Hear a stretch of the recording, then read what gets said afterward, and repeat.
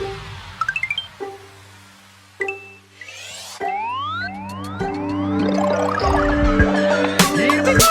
everybody, welcome to the House of Mario, the South Australian Nintendo podcast that is backed by a 120 Power Star rating. I'm your host Drew Agnew, and the doors to episode 357 are open. Excited today, we're out and about, we're in person. I've got Bryce Dewit joining me. Bryce, how you going, mate? It's me. Hello, how are you? I'm very good. Very good. So, it's been a little while since you've been on, so who the hell are you? Okay, all right. You've got to introduce yourself. We might have gotten some new people since you were on the show. I actually dialed it back a bit. I think it's been about 2.5 years. Yeah. I think it's been about 2.5 years since we've actually, I've gone through a lot of a lot of life shit since then. So it's like, whoa, I sort of maybe I should check back how long it was. And then I sort of looked back to it. And the last thing that I was really stapled in for was a talk on Xenoblade Chronicles 3. Yeah. I think we did a Tears of the Kingdom spoiler cast. Too. I think that was our last thing. Could have been. But that was like, it was very shortly after that. That was you basically coming back though. But I guess Xenoblade was last thing since you were on the show every week. Yes. Yeah. That's sort of what I was getting at. Stapled in. And that's what I meant by stapled in. Yeah. Okay. So for those that don't know me, hi, my name is Bryce. I am the original co-host of the podcast that we started 7 years ago. Longer than that, mate. 8 years. Is it 8 now? It's almost 9. Almost 9. Fuck me. Where has the time gone? It'll be 10 next year. So, just doing basic math. So the House of Mario was mine and Drew's baby. That we made in a tiny little room in his first rental house. I still remember the room. I did too. Had a nice little I still remember fold-up table for my computer and shit. I still remember that room well after you did, because my mother-in-law rented that house for a while. Oh, that's true. Yeah. Yeah. So it had this little rectangular window, and when I mean rectangular, I mean like it was fucking maybe 10 centimeters high, and then the entire wall thick. And so that was the only light source we had in that room. It was a nice little room in the back. We started off with a snowball and an iPad, basically. Getting the whole backstory. That is the whole backstory. And and then ever since then, it's sort of been crazy. We've had kids during our time making content. I had mine just before we started doing the podcast. Well, first one before I started doing the podcast. And you had yours during. Yeah, and during an actual recording. During an actual recording, he gave birth. He gave birth. I gave birth, not his wife. No. He gave birth. Yeah, that's right. So yeah, and then come. I think it was about 2.5 years ago now. I don't know. I was kind of struggling a lot with the video games industry and Nintendo in general, and I still kind of am. I'll be honest. Yeah, we'll touch on that. We will touch on that. Yeah. And so I kind of fell out of love with it. And more or less, I think just with trying to schedule everything and sort of losing the love for Nintendo and trying to find my love for the industry again and being in between jobs a bit. I've had 3 jobs since I was last on the podcast. 3. I think I think it was a good time for me to sort of step back and sort of reprioritize a couple of things in life. And, because me coming and being a negative Nancy on the podcast every week wasn't necessarily what was needed, I don't think. And then ever since then, Josh has been filling my shoes. Absolutely, yeah. And he does an amazing job at it too. Yeah, no, I love recording with Josh every week. It's been absolutely fantastic. Yeah. And he's on holiday, and I'm glad you reached out, when he was going away. It's like, it'll be a good chance to catch up and have a chat. Because, God forbid we actually catch up and just don't record it. But no, that doesn't seem to work as well, does it? No. I think the thing with doing a recording session too is that we kind of just let it loose then. Do you know what I mean? Oh yeah. Like I think when it comes to a recording session, we've done it for so long together, where we kind of just sit it on the table. We're just like, well, we need to be talking. Whereas like if we're just sitting there, we're just going, yeah, here's life. Yep, pretty good. Yep. Whereas like here, we just goes on the table. That was kind of the purpose of doing it every week. We kind of just let it all loose on the table. We started off pretty green, but I think these days for the both of us, even now, like I retain a lot of those yammering skills for Yeah. podcasting. Well, you've been streaming a lot since you left. Like, you basically kicked up your streaming career. Yeah. And you've been doing great at that. I haven't talked to you for a few months, but how's that going? Like, Yeah, well, because life is sort of busy now, I don't stream as consistently as I used to. I've also got to sort of work on a few things at the moment, but it's hard to find the time. For those of you that are listening, likely you probably already know, but I started an apprenticeship probably it's 6 months ago as of yesterday. all right, yep. Yeah, yesterday, yeah. So I started apprenticeship 6 months ago as of yesterday. So I've been working full time and sort of trying to get all that in the rungs and stuff like that. So I haven't had a lot of time to work on anything content creation wise. But yeah, I mean, it has been going well. I have had some very supportive people. Streaming has sort of landed me a new computer and stuff like that. So that was good, especially since now AI is chewing up all of the resources, so nobody can really buy one anymore. Yeah, it's sort of brought me those pleasures in life as well. I had like a car accident as well. People were very generous during those times as well. Got my car fixed up, so that was brilliant. It was like really the backbone, like supporting you for a bit there, which was really nice to see. But that's what I mean. Is like at that time I was only sort of working in the kitchen. Sometimes I was working 40 to 70 hours a week. That was bad when I was working that job. Yeah. Which I mean I love that job, but holy shit, the hours during summer were awful. But during that time it was sort of like, well, I was only working about 25 to 30 hours a week, so it wasn't enough to cover the bills and sort of get the car fixed up at the same time. So people were really supportive. They still make jokes about it today, the time I hit an emu. Still make jokes about it. They still make jokes about it, yeah. There was one situation where one viewer who lives kind of close was they had concocted a plan to buy an emu steak for my birthday. As a joke. Well, you don't need to. You probably got it in your grill. I probably got it. Would have been cooked already too by the time you got the work. Oh yeah. I just remember because that was the day that Mario RPG remake came out. I was taking my son up because we were really excited, both of us, because he's a big Mario fan. And oh yes, I turned around to just check on him in the back seat real quick, and turned back around, and out of the one solitary bush on that highway that's big enough to hide an emu, and two jumped out. And I turned back around and I braked and it ran into my fucking car basically. It was stupid. It was not fun. I mean, it lived, but the car was absolutely screwed. I'm surprised it managed to come back from the dead, but it did. Still driving it today. We've had a few times when the insurance just covers it, otherwise it's a write-off. Like my car, it was almost a write-off. Just hitting a kangaroo, and it wasn't that big a deal. It sort of just like dented the bonnet, dented the door, and like just shit like that. But then it was almost a write-off. I'm like, oh Christ, thank God it wasn't a write-off. I don't want to go and buy a new four-wheel drive. No, shit, I like mine, it's fine. Yeah. That's sort of where I'm at the moment. It's like, I mean, everybody's feeling the fuel costs at the moment, but I've been looking at a four-wheel drive for a while because I'm like, I kind of need one now. But it's like with your job, yeah. Well, not even just my job, but just like family stuff. Hitting emus. No, I need it Wildlife. for like you just never know when you're going to need to move now. So it's like, well, I need something that can help move. But now that diesel's fucking like $3.50, actually, I'm good. Chantal and I, we went to the movies last night and we drove past your place. Do you have a sold sign on your house? Yes.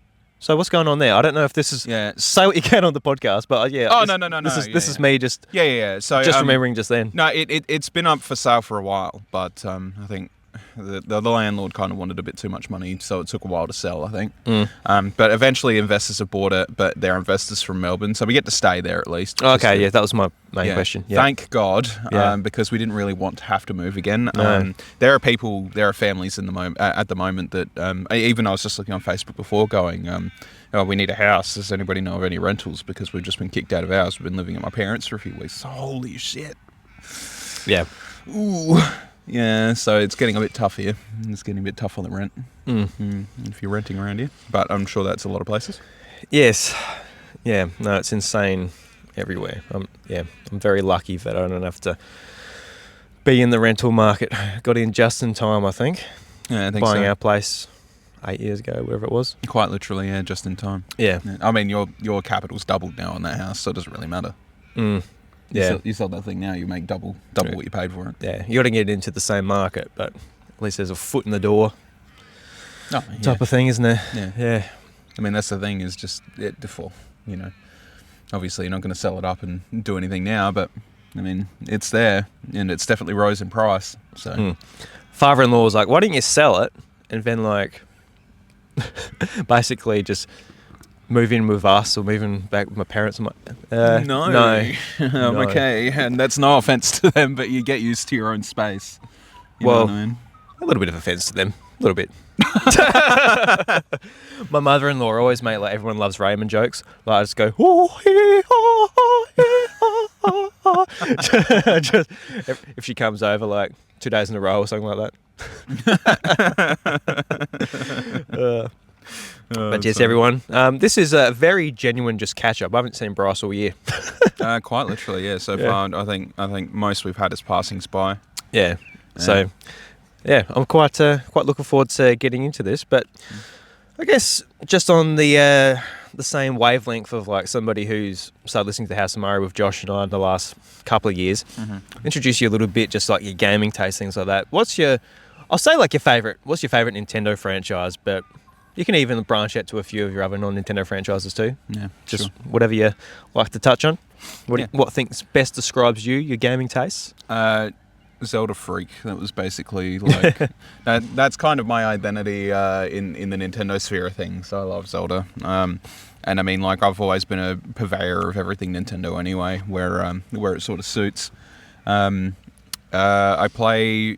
We were supposed to talk about this a long time ago, and we never did because you don't do that podcast anymore. But I used to be I used to be and am still a pretty big MMO freak.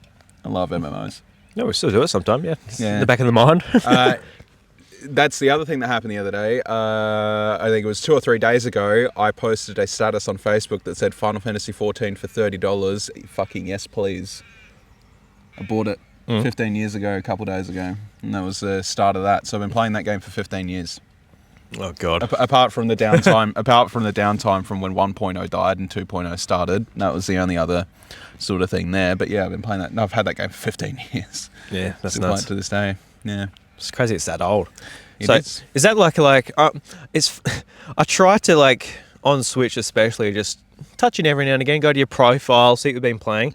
Your profile doesn't update. If you put privacy settings on or something, it always says the last game you played is Xenoblade Chronicles X. And even Ever since I've had the Switch 2, it hasn't updated properly. yeah, and even I don't know why. say it pops up, you're playing Pokopia, for example. Yeah. I go, It doesn't change. Yeah, it doesn't change. No, it's weird. I I'm don't like, know. I can't keep up with Bryce's playing. Is he playing games or is he? Yeah. It looks like you've just drop kicked your Switch off a cliff. Yeah, but I Never don't know played. why. But ever since I've had the Switch 2, that's it. And like, it's never updated since. I don't know why. Yeah, strange. Yeah, like I've played heaps since then. You know, I played Mario Kart World. I've played. Mario Kart World hasn't even shown up on your profile. My son played the entirety of Donkey Kong Bonanza on it. He finished Donkey Kong Bonanza. I still haven't gotten that far yet. I haven't done it yet. No, I'm same. Yeah. Yeah, but he went and finished it, and like all this other stuff, and it's never updated, and I really don't know why. But yeah, gaming wise, I've been gaming since I was literally a tack, like since Pac-Man on the NES. I still have vivid memories of when I was like 3-4 years old trying to play Pac-Man on an NES, and treating an NES console like a fucking cassette tape. Yeah. You know what I mean? Rewind the game. Yeah, I really fell in love with gaming with Mario All Stars. That's probably my my real bang on entry where I was like, oh, I just want to play this all the time. And then ever since then, yeah, it's just all my life. It's been wherever I can consume games, I will. I do sort of take a little bit of a break these days.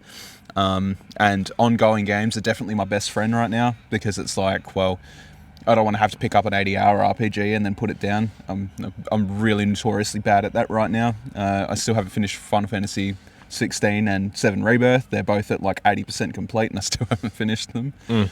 They're right there, and I can't bring myself to do it because I'm like, oh, all this time investment. I'm like. Well, you don't want it. You don't want it to end. No, I don't. I don't really want it to end, but at the same time, it's like if I do finish it, it's like all right, move on to the next one. Yeah, it's like yeah, sure, but then like I think of like hits as well, like Expedition 33 and ReFantasio, which came out the same year. Really wanted to play them. I have them both in some sort of form. Do you think I've started them? No. Absolutely not. Especially since I've become a bit of a... When it comes to single-player RPGs, I've become a bit of a collector's nut these days. I like to try and do as much as I can before I move on to the next area. Yeah, that's a death wish. Yeah, so 7 Rebirth, I have literally done everything up to the point where I am. 100%. Wow. Yep. And then I'm like 80% through the game, and I'm just like, I'm like, I can't suck myself through another stretch of that right now. So, yeah, being so busy and... I guess sort of just puts me off that path a bit, I guess, yeah. Yeah, no, fair enough, yeah.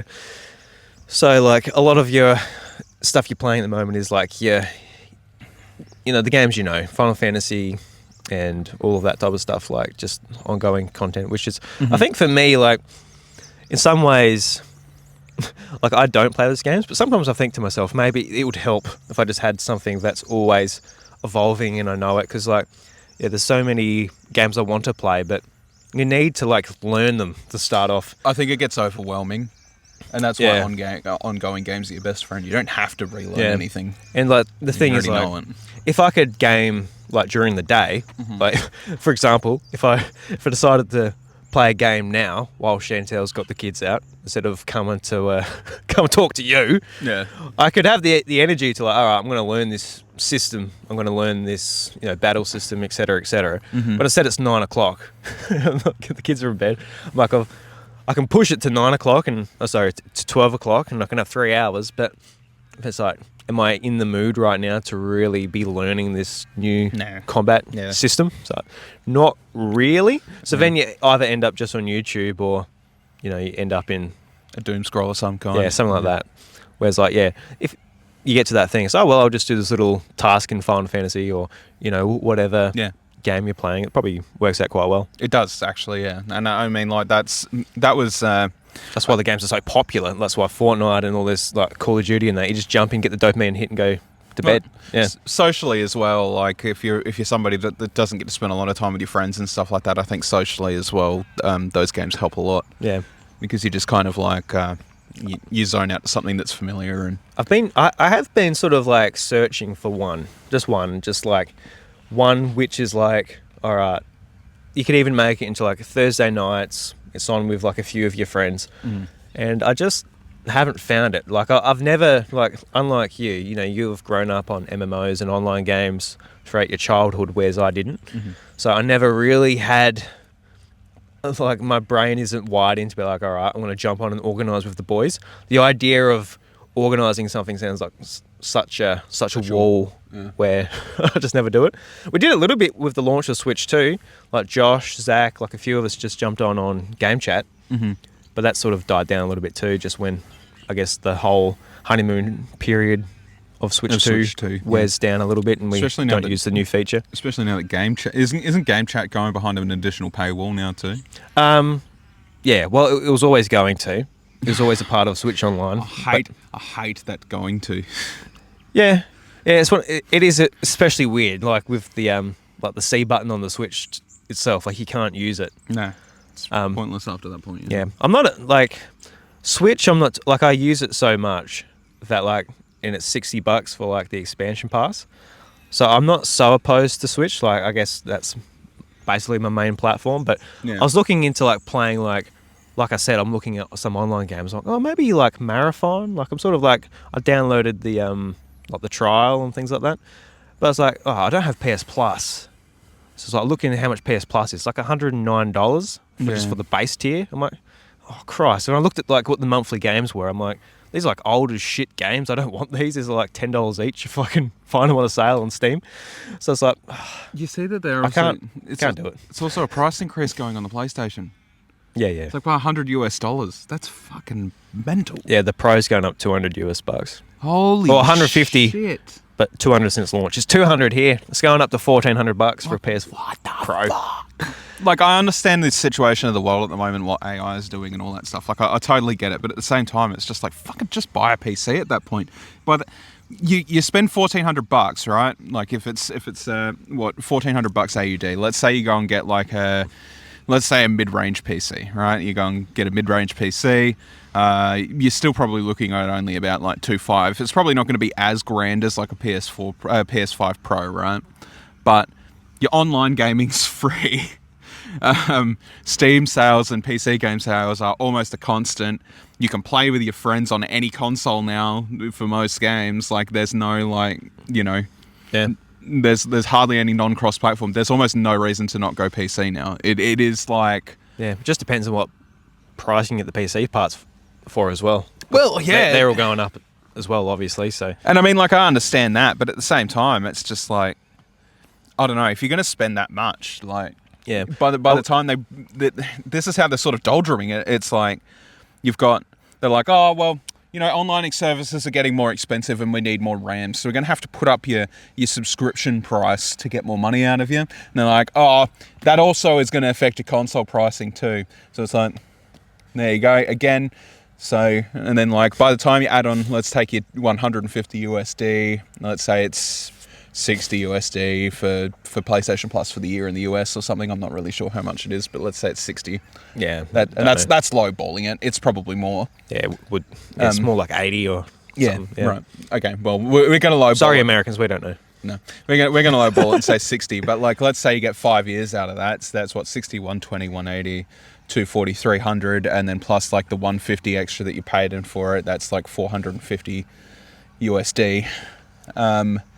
Which 450 plus 1350 is about what you would have paid for a gaming PC in the US. That's maybe not as good as a PlayStation 5 Pro, yes, but you can do your taxes on it. Well, you can do a lot with a PC. Like, you're not constricted by the same bounds of like by the same bounds and laws. You're kind of like, oh, well, if I want to mod a single player game to do funny things, I can do that. Or like, you know, if I want to have easy access to Discord, I have that.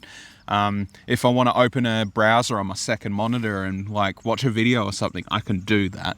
So it's just like it's one of those things where like where does the value proposition sort of hold up when console gaming goes through the roof? I think that we're past the days now of, it used to be that they used to wear the cost a bit to sell you the software, but I don't think they want to do that anymore. I think they just want to make straight profit, and so they'll always put these costs back on the customer now.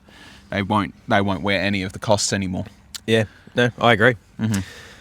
Yeah, it's tough. It's one of those things where you just got to look at it and be like, all right, do I get the value out of it? If not, work out what you do get the value out of. Like, the idea of somebody just being like, look, bugger it, I'm just going to go and buy a second-hand PS4 or Switch one and just load up on games. That sounds more appealing every day. Just to like, you know what, put the PS5 away.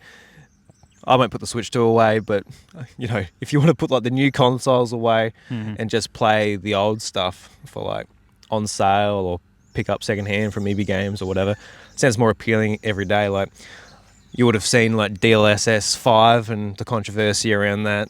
Yeah. And the idea of like, look, I'm just going to get like a little Android handheld and just load it up with ROMs. Yeah. Just play like the all-time best games from the 1980 to 2009. Yeah. And just live in that, like those few decades, and you'd be completely fine. So, yeah, that's what I like to do every now and again. Like, sometimes, you know, it gets frustrating, just some of the newer things going on. So it's good to jump back into, whether it's Switch Online or it is like some emulator handhelds that you have. It's just nice to go back and live there for a while, get out the noise, and then you can jump into like a brand new game that's really exciting and hype. So that's what sort of refreshes me every now and again. I'm definitely not purchasing as much as I used to because of that. I think and this is even true so with Nintendo. There are things like, you know, Metroid Prime 4. I haven't even really looked at purchasing it. And I'm like, that was something that like I would have been day one for. Talked about it for years. I talked about it for years. Yeah. I'm like so keen for it. It'd be great. Haven't bought it. Just left it. I got Pokopia sort of on a whim, but I think Pokopia is going to be more used by not just me, but sort of the other people in my household. So it was like it was justified.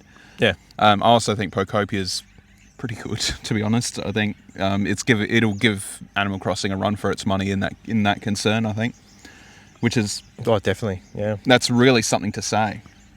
Like Animal Crossing has a huge grip on people. It took a lot from Animal Crossing, so yeah, and I mean that's, but I mean like that's learning from other games is not a bad thing. So no, it's like, especially if it's a Nintendo game, so yeah, do what you got to do, I guess. Well, that's exactly right. But I think what Pokopia has over it is that the freedom of expression is a lot larger.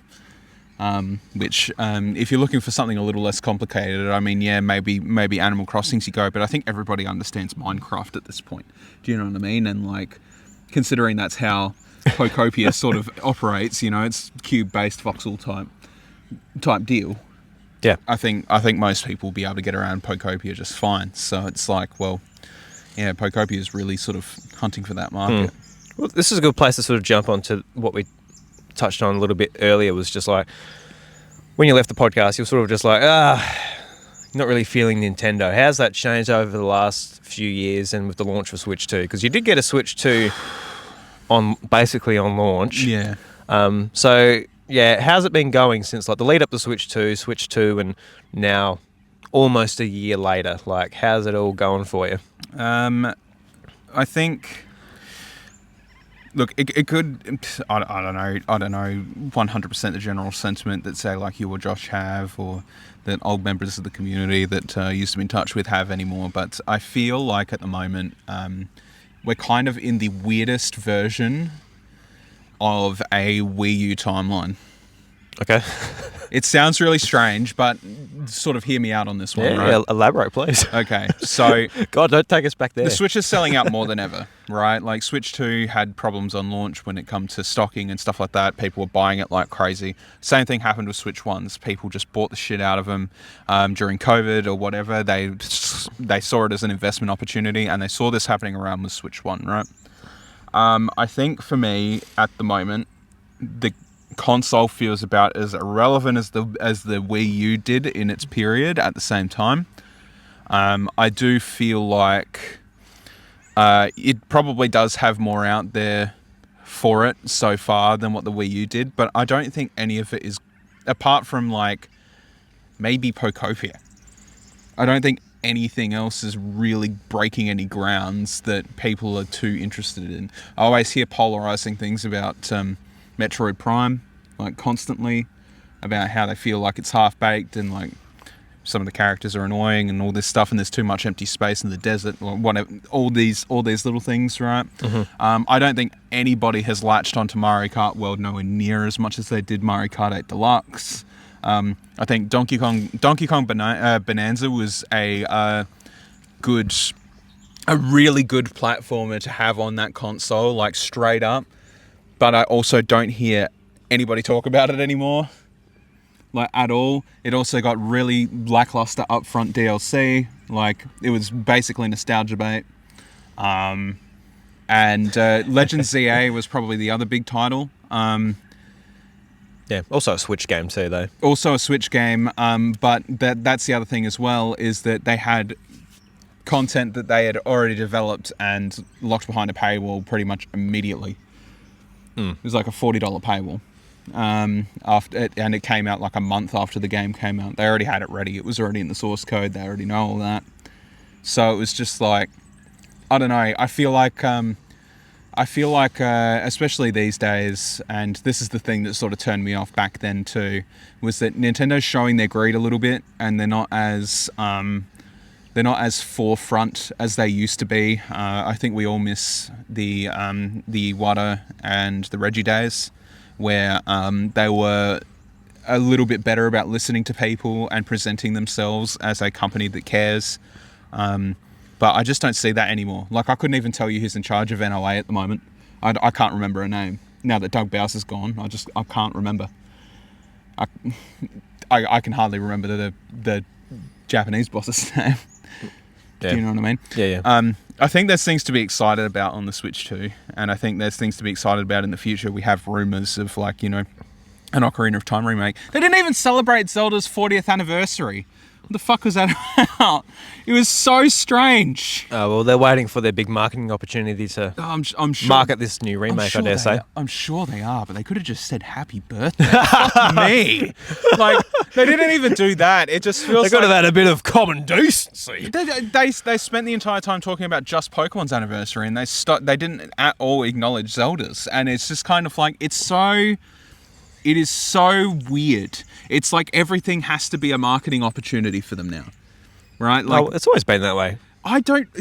Maybe, but like... It's always been that way. Yeah, but like fucking Reggie walking on stage, my body is ready. Like stuff like this, things that actually connect your audience to your product, they don't exist anymore. They just feel like another corporation again.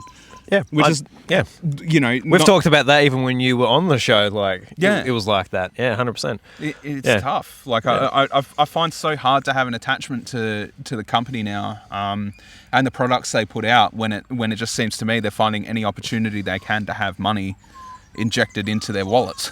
Yeah. And then also not being like, if you could have, like, let's say Reggie was still there and Reggie comes out and he's just like, oh, we're releasing Legends ZA and we're putting $40 DLC, and they all boo him and he goes, sorry guys, I've got to make money, got to do whatever, and then he does a funny little dance. That still would have done more for me. That would have fixed it for you. That still would have done more for me than just a shadowless person going, yes, this is the right marketing decision, and not saying a word. Yeah. And they never address it either. They never address the concerns. I'm getting a little bit more, I think, used to, and I mean, it dives back to the Wii U as well when Iwata took a pay hit and all this other stuff, and Reggie was like really apologetic and all this stuff, and they really... We're sorry. Well, they fucked up. They fucked up, and they know they fucked up. So it was like, well, we really want to fix this, and then they did. They made the Switch. The Switch was excellent. Iwata never saw it, unfortunately. Sort of take off as it did. Fantastic console. Everybody was on board, and they made up for their mistakes. And this is sort of like, whenever say like Final Fantasy 14 has a problem with something like that, they're like, we're going to address it. We know you guys don't like this or whatever, and then they'll sort of work on that, and then they'll address that, and then they'll do that kind of thing. Or like even Valve's Deadlock, I've played a little bit of that recently too. They listen to their community constantly about balancing changes and stuff like that. They take all this advice on board to see what makes people happy, but it just feels like Nintendo aren't interested in doing that anymore because they've got the market share. They know they can make money off of it regardless of what gets done. And unfortunately, and I know people like to throw this around a lot, they go, vote with your wallet. Don't buy the product if you don't like it. It doesn't work, guys. It doesn't work. It works if people actually did it. Yeah, but they don't. That's why it doesn't work. Yeah. People don't do that. They're like, oh, I need to buy, I need to buy this product 3 times because I love Nintendo so much, and then they complain 3 weeks later. And then they go, oh, and it's like, well, you already spent your money. It's like if you sat around and waited for a little bit, you'd probably be able to figure it out. Yeah. Yeah, I think that's just sort of where I sit, I guess. I do still touch my Switch, and I still play stuff on my Switch every now and then, but it's very rarely a new game. Very rarely. It's usually from the massive backlog I get, which I'm hoping just doesn't disappear. You know what I mean? Buying all this stuff on the Nintendo Switch store just doesn't officially disappear one day like the Wii Virtual Console did. I kind of just hope that doesn't happen. Yeah. So you're coming from a place of feeling pretty negative, and you make the points about whoops, not doing my drink. You make the points about I guess Nintendo over 10 years ago, just how they conducted themselves and all of that, and a lot of that got lost when Reggie left, and obviously when Iwata passed away in 2015. Yeah. And I feel the exact same way about you, for sure. But I also look at the gaming industry as a whole, and it's not just Nintendo that has gone down this path. No. PlayStation has done the exact same. Yes, they have. I fell in love with PlayStation because of their personalities and their franchises, and it was all of it together that made it feel like made it feel like a bit of a, don't know, like you felt at home when like you watched a direct or a PlayStation showcase or these things. Like they had their vibes, they had their in jokes and all of this type of thing. And I think ultimately they figured out that maybe they shouldn't have people speaking for the products, but the product speaking for himself. So yeah, I definitely have nostalgia for those days, especially with Reggie. Like, he came out in a very different time when the GameCube was getting smashed. So he, his marketing background, he had to come out and make a big noise. Yeah. And he did it the best way he could, and that sort of got taken over the next, few years as he was ahead of Nintendo of America. But with new guard coming in, new marketing, all of that type of thing, things change. So I don't feel like we need to go back to the days of like, oh, we need a spokesman. I need Reggie. I need someone to do a dance when something goes wrong. Like, I sort of, in some ways, I even feel like whether it's like content creators, like ones that I watch, or even Josh and I, week to week, like it's a little bit up to us to make it fun in some ways. Talk about what we're playing, the sort of our gaming roadmap as things go on, and all of that. As fans, we can't rely on just the mega corporations to like make it fun for us. In some ways, we can do that ourselves, even if it's not buying the latest and greatest thing or whatever. But yeah. See, this is where I think you need to go into the ongoing gamosphere, because I'd rather not. You play an ongoing game, right? Mm-hmm. They have to fucking listen to you. That's otherwise they don't keep their ongoing game. It gets shut down, right? Like, so they actually have to listen to the people, and they do have a spokesperson that sits there and goes, "We're hearing your problems. We're going to address them." And then they make these changes. They have to do it, right? Otherwise, they're going to end up exactly what happened with Fortnite in this last week. I mean, you would have seen it. Tim Sweeney he's like, "Sorry, we just laid off 1,000 employees," and all these employees that have been laid off are just like, "This game's fucked now." Like, next chapter, they are going down the shitter. It is not going to be the same quality. Like, all of the writing's gone out the door, so anything that's story related to Fortnite is going to be thrown out the door, basically. Yeah. Like, the quality of the game is just going to go down, and that is going to reflect really badly, because they were already going down anyway, because they stopped listening to people and just started importing, like, oh, look, we got Little Yachty, or I don't know, Dwayne The Rock Johnson, or look, it's Chappelle Roan. Wow. They're paying these people. They have fucking The Rock in the game. They paid him $10 million for his likeness and some voice lines to be in Fortnite, and then they sacked 1,000 people. That is awful. Nobody likes that. Nobody likes that decision. Who wants that? I would rather not have Dwayne The Rock Johnson in my Fortnite, thanks. I'm good. Let these people keep their jobs. I don't know. That bald head in Fortnite would be pretty fun to play as, You could have paid about a quarter of their wages off of that pay cut alone. Like, that's mad. Just for an appearance and some voice lines. I'm surprised Dwayne The Rock Johnson didn't turn around and say, just fucking keep the money. Jesus Christ, don't sack fucking 1,000 people. What the hell? No, he wouldn't have known, but yeah. No, but do you know what I mean? Like that, and everybody detests that, and that's going to reflect badly on Fortnite coming into the next season and stuff like that, because, I don't know, Tim Sweeney doesn't know how to manage money, I guess. He just... Yeah, well, it's a completely different conversation, but yeah, just like the North Star is Fortnite, and the fact that they're struggling so much is just like, oh no, this industry is in trouble. We say that, but like, games like World of Warcraft and Final Fantasy and shit like that, and yes, I know they're subscription model based games, and people don't particularly like that. Mm-hmm. But those games will literally die if they don't have that subscription model, because they don't rely on overselling cosmetics or anything like that, and like all these popular collabs and stuff. And so if people aren't happy with the state of the game, those numbers do drop. Final Fantasy is kind of experiencing that right now, and so they have to address every time they do a live letter update and stuff like that, which is like your equivalent to a direct. They're like, all right, we're hearing you, we understand. They watch the Twitch chat to see what people are saying. They're like, do you like this? Do you like to look at this or whatever sort of thing? And then they'll go over it, and then they take every bit of information they can on board to hopefully try and fix it. Which is, I think, I don't think the big companies are doing right now. They're kind of just like, here's your slop, eat it. And then when you want it addressed afterwards, they just don't. Yeah, well, that's fair enough. So yeah, I appreciate that point of view for sure. Like, definitely. Yeah. So, like, what points of Nintendo would you tell them to be like, all right, I'm not liking this right now? You talked about, like, Metroid Prime 4 and, what you heard about that game, and that ultimately led to you deciding not to purchase it. Mm-hmm. But, like, what would you like to see fixed? 'Cause this is my perspective on Switch 2. I'm a bit more positive, but for sure I've had my negative moments. and I felt like I was really having a whinge because Josh, he's a very positive person. So when I'm bringing up these concerns, I kind of feel like I'm just like having a whinge. But if I talk to you, I feel extremely positive. So I don't know where exactly I fit. But when Switch 2 launched, obviously Mario Kart World was great, but it was a disappointment considering like how much they're charging for the game. It was open world, all this type of thing, but ultimately just led to another Mario Kart game.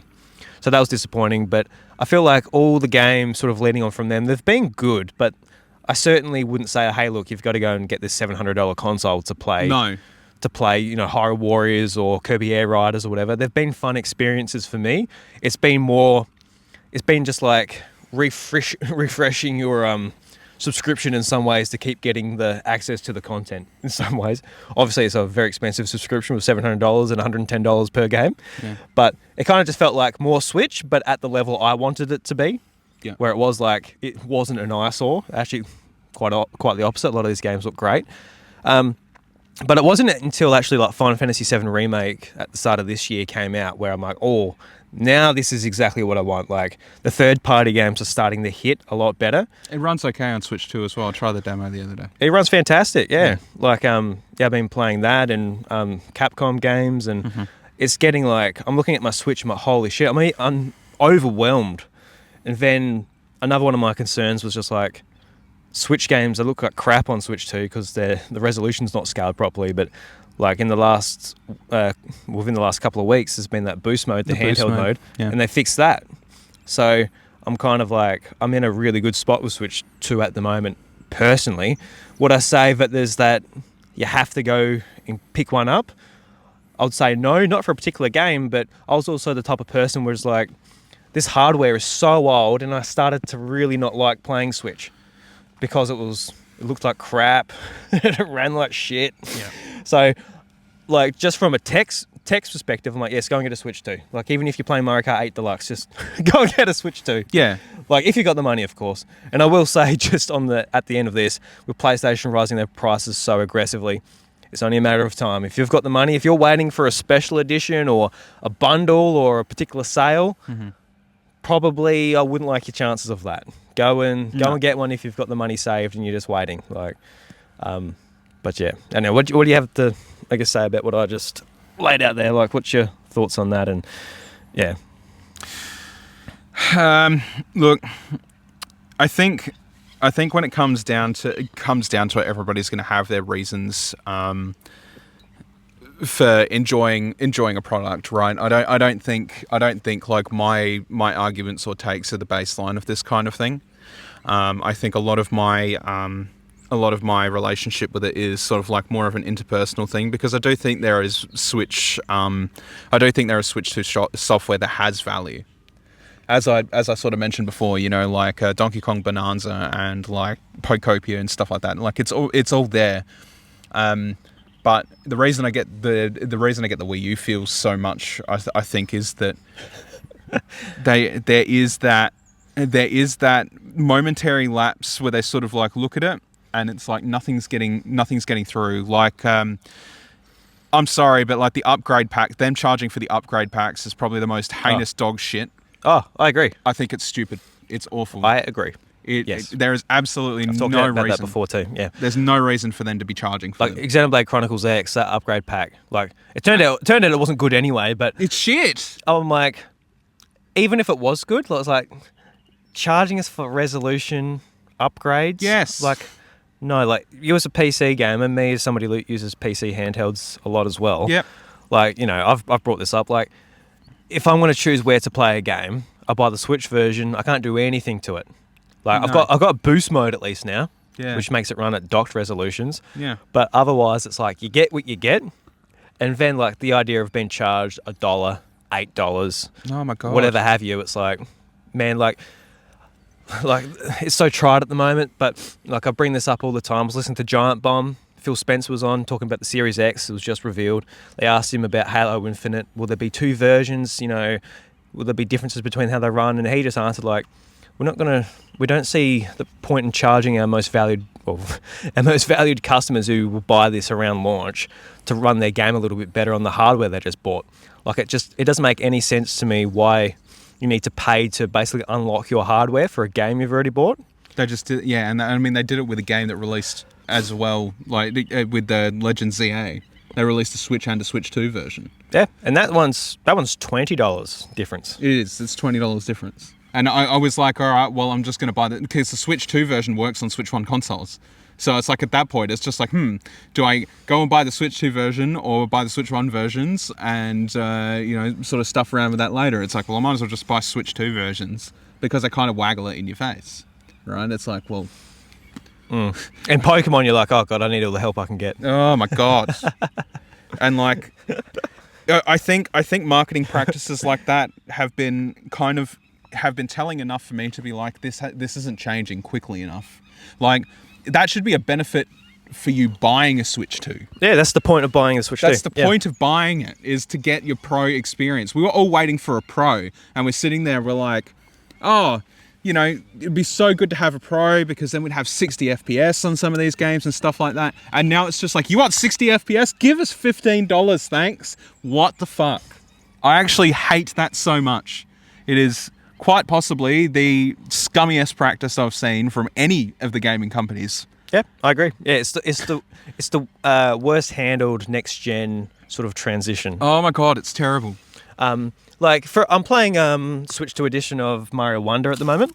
Yeah. And I'm really enjoying the new content for sure. Like the single player stuff, there's heaps of challenges and things like that, and I've been quite enjoying that over the last day. But just as a like the fact that 4K and like the resolution upgrades are behind that, yeah, I'm like that sucks. Yes. Because that game would look. I haven't played it 4K yet or on a 4K TV, but that would look stunning. But yeah, beautiful. Yeah, so $30 for that upgrade. I'm like, I feel like it's got enough content to justify that. But also just like when it comes like a Xenoblade, even Animal Crossing, and these upgrades that are purely just like resolution and potentially frame rates. Yeah, that's when I've been the most vocal. Like, this is absolutely not worth it. And a lot of people, I think talking to Josh and Zach, they've been more along the lines of, it's $8. But it's like, what about if you got a lot of Switch games? You got to upgrade like 8 of them. Yeah. Or 10 of them. Yes. And that's where it starts to add up and it gets really fucking heinous. It's just, yeah. And this is where I 100% agree with you, how it's like greedy Nintendo, like nickel and diming, where it's like, it's $8 for this. It's, I guess you've got online, you've got, like, it all adds up. It needs to be the reward for buying the fucking console. Because, at the end of the day, like, you're spending $750 on a brand new machine, right? Now, the problem with, sort of backwards compatibility over the years, like, we've seen this with PlayStation as well, where it's just like, some of the catalog's there and then some of it isn't. Mm-hmm. And I mean, like, we're still sort of getting that with Switch too. It's like some of the catalog's there and we're sort of updating it every month, but then some of it isn't. And it's like, okay, so I've got a bunch of games that I can't use, but I'm buying the Switch 2 now. So it's like, so where's the benefit? It's like, all of a sudden I can't play a handful of games that I have. When I buy a new console, I have to trade in my old console. So now those games become defunct until you maybe decide to release them on backwards compatibility. I guess so. I haven't run into any games that haven't worked though, have you? Not yet, no. But like there is definitely like still a backlist of them. Do you know what I mean? And like let's take this as a perspective from like we're kids and we've been given shovelware, and you find this one shovelware title that you really like, and then all of a sudden it's like, It's like I love hentai puzzle too. Yes, hentai puzzle. The kids love that. But you're like, oh, this kid's like, Mum, I've done all my pocket, like I've got all my pocket money, and it's like I want to go and get a Switch 2, and it's like you don't have enough, Timmy. It's like, oh, it's okay. EB Games do trade-ins. So then it's like, oh, I want to go trade in my console. So you trade in your console, and you've got just enough, and you're that kid. You're like, yes. Like I feel so good about this. You bring home your console. It does abso-fucking-lutely nothing different to the Switch 1. It locks out some of your games, and then you're like, oh man, like at least I'll be able to play Zelda in 60 frames per second. You put it in, and it goes $15 for your upgrade, thanks. Like, we're adults. We can throw money at shit, right? But just to correct you, it's $20. Sorry. They want $20. $20, right? You're like, oh yeah, beautiful, no worries. And then the consumer part of it really sets in. They're like, oh, I got to spend this $20 or, whatever. But then, like, you also get confused consumers that walk into shops or something like that, right? And you've got, say, again, kids or something like that. They're like, oh, I've already got, like, Tears of the Kingdom. But then they say, oh, there's a Switch 2 Tears of the Kingdom on the shelf, not knowing that they can just buy an upgrade pack. So then they spend another $120 fucking dollars on a game that's several years old already to fucking get an upgrade, not knowing. There's some real shady consumer shit there. Yeah, I guess just in that very like specific situation, they do have that god awful ugly text all over the box. It's awful. That completely ruins the box art to let you know. So I hope in that situation they're reading that, because that really destroys the desire to actually buy physical games for me personally. But they're kids too. Do you know what I mean? Like, kids don't read, right? So it's just like there is. They don't read anymore. We're adults. We pay attention to this shit. Kids don't. And Nintendo's priority market at the end of the day is family friendly, right? So when you have situations like that where they're just like, I don't know, you sort of put it on a shelf and it's like, oh, well, dumb kids can't read. It's like, well, you can't blame kids for everything in this situation, can you? Kids. You can't, because the children, they look at it and they go, oh, wow. And we all did that as kids. When the Wii came out, when Game Boy Advance SP came out, we all looked at it and were like, wow, these upgrades are so good, stuff like that, but you paid for it, you got the product you wanted, and that's what it was. But now it's just like, you pay $750 and then you're expected to pay for what literally every other console in the market is doing for free for an upgrade for your game. Yeah, I mean, PlayStation did charge for some, but also a lot for they didn't, and things like that. They almost got there. Like there was like Ghost of Tsushima and like the director's cuts of games that they did. So they did do it a little bit. They got backlash against like Horizon Forbidden West. Yeah. So that was going to be charged, but they said it was going to be free. So they said, oh shit. So they backtracked on that. So like they tried. Yeah, they tried. And like Nintendo's just getting away with it. Nintendo does just get away with it. And then they use it with this facade of like, well, if you pay for the online subscription, you don't have to pay for them at all. But then they take it away from you when you want to be removed from that ecosystem. Yeah, that's right. So, and for me, that flared up my OCD. I actually owned the Zelda upgrades because I couldn't deal with that. I couldn't deal with that. No, but that's how they get you, because it's like, oh well, we're going to take it away from you, and then they go, well, now I can't play Zelda without it, so you go and spend $40 fucking dollars. Yeah. Putting my cards out there, I did get those upgrades from Nintendo. I didn't buy them. Yeah, and that's fine. So just letting the audience know. I'm talking from the consumer's perspective. Yeah. Listen, guys. Okay, all right. This is coming from the most. I want you to know. I used to play gacha. Oh yeah, you fucking. I used to play gacha games. Used to? What, you've weaned off? Oh, Dragalia Lost Dying killed it for me. Oh yeah. I can't play gacha games anymore because it taught me a valuable lesson, and that's nothing is permanent. Yeah. So, see you later. Like, it disappeared, and that was my favorite gacha of all time, so that was gone. But I used to play gacha games. If there is anybody that has experience in being ripped the fuck off, it's me, and that is a rip-off. It's a massive rip-off. There is absolutely no reason they should charge you $750 for a console and then charge you an additional $20 per game to get an upgrade. Should we move the camera? It's getting hot here. It is getting hot here. We should move the camera. Spin it around. Keep talking. I'll just move it face that way. I go like that. Oh, look at that. I've been thinking about it for a while. I'm like, oh God, it's getting It's getting a bit warm. But There we go.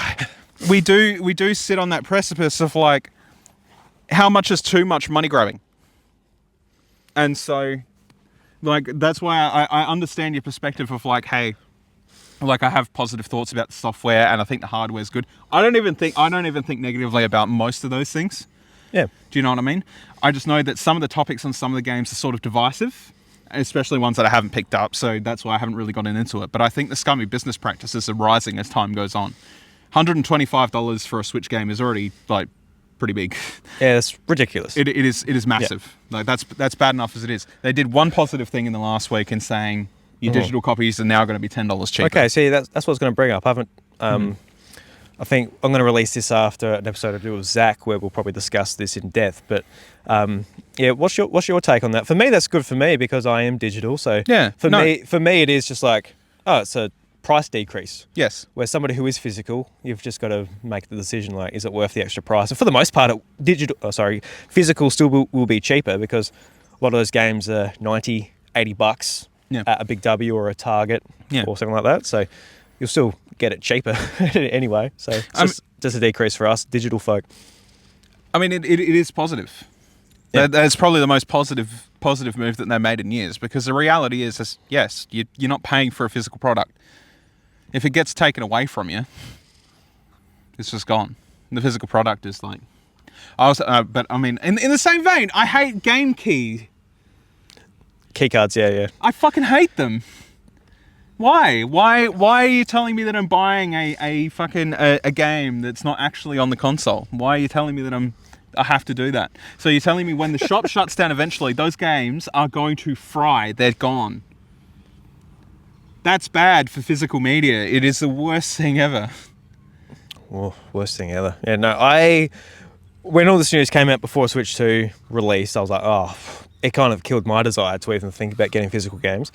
So since then, I've like shut them out, and I get my physical games, whether it's retro systems or PS5 for the most part. I stick to physical. Yeah. Just because, but the biggest problem I have with keycards is just like all the text on the front of the box. Like that's awful too. Yeah. Like if it just had like a little key symbol in the top right, I'd be like, oh, that's all right. Well, yeah, that's fine.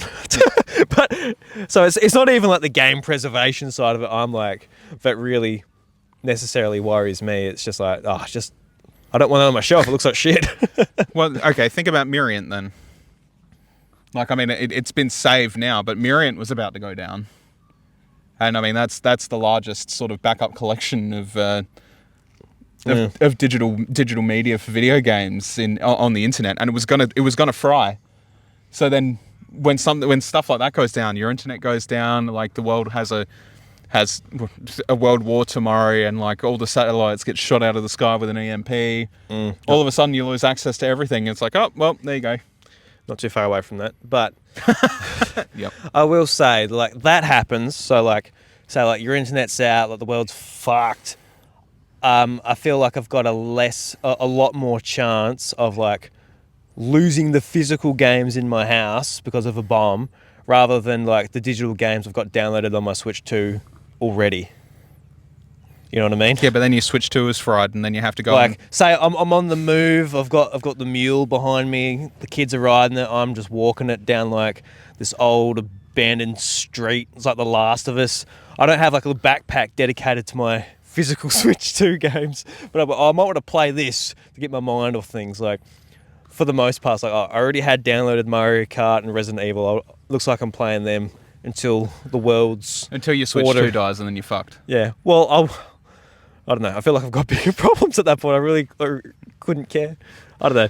Yeah, like those arguments come up, and like say what you say about like Switch, for example. Like it happens to Switch.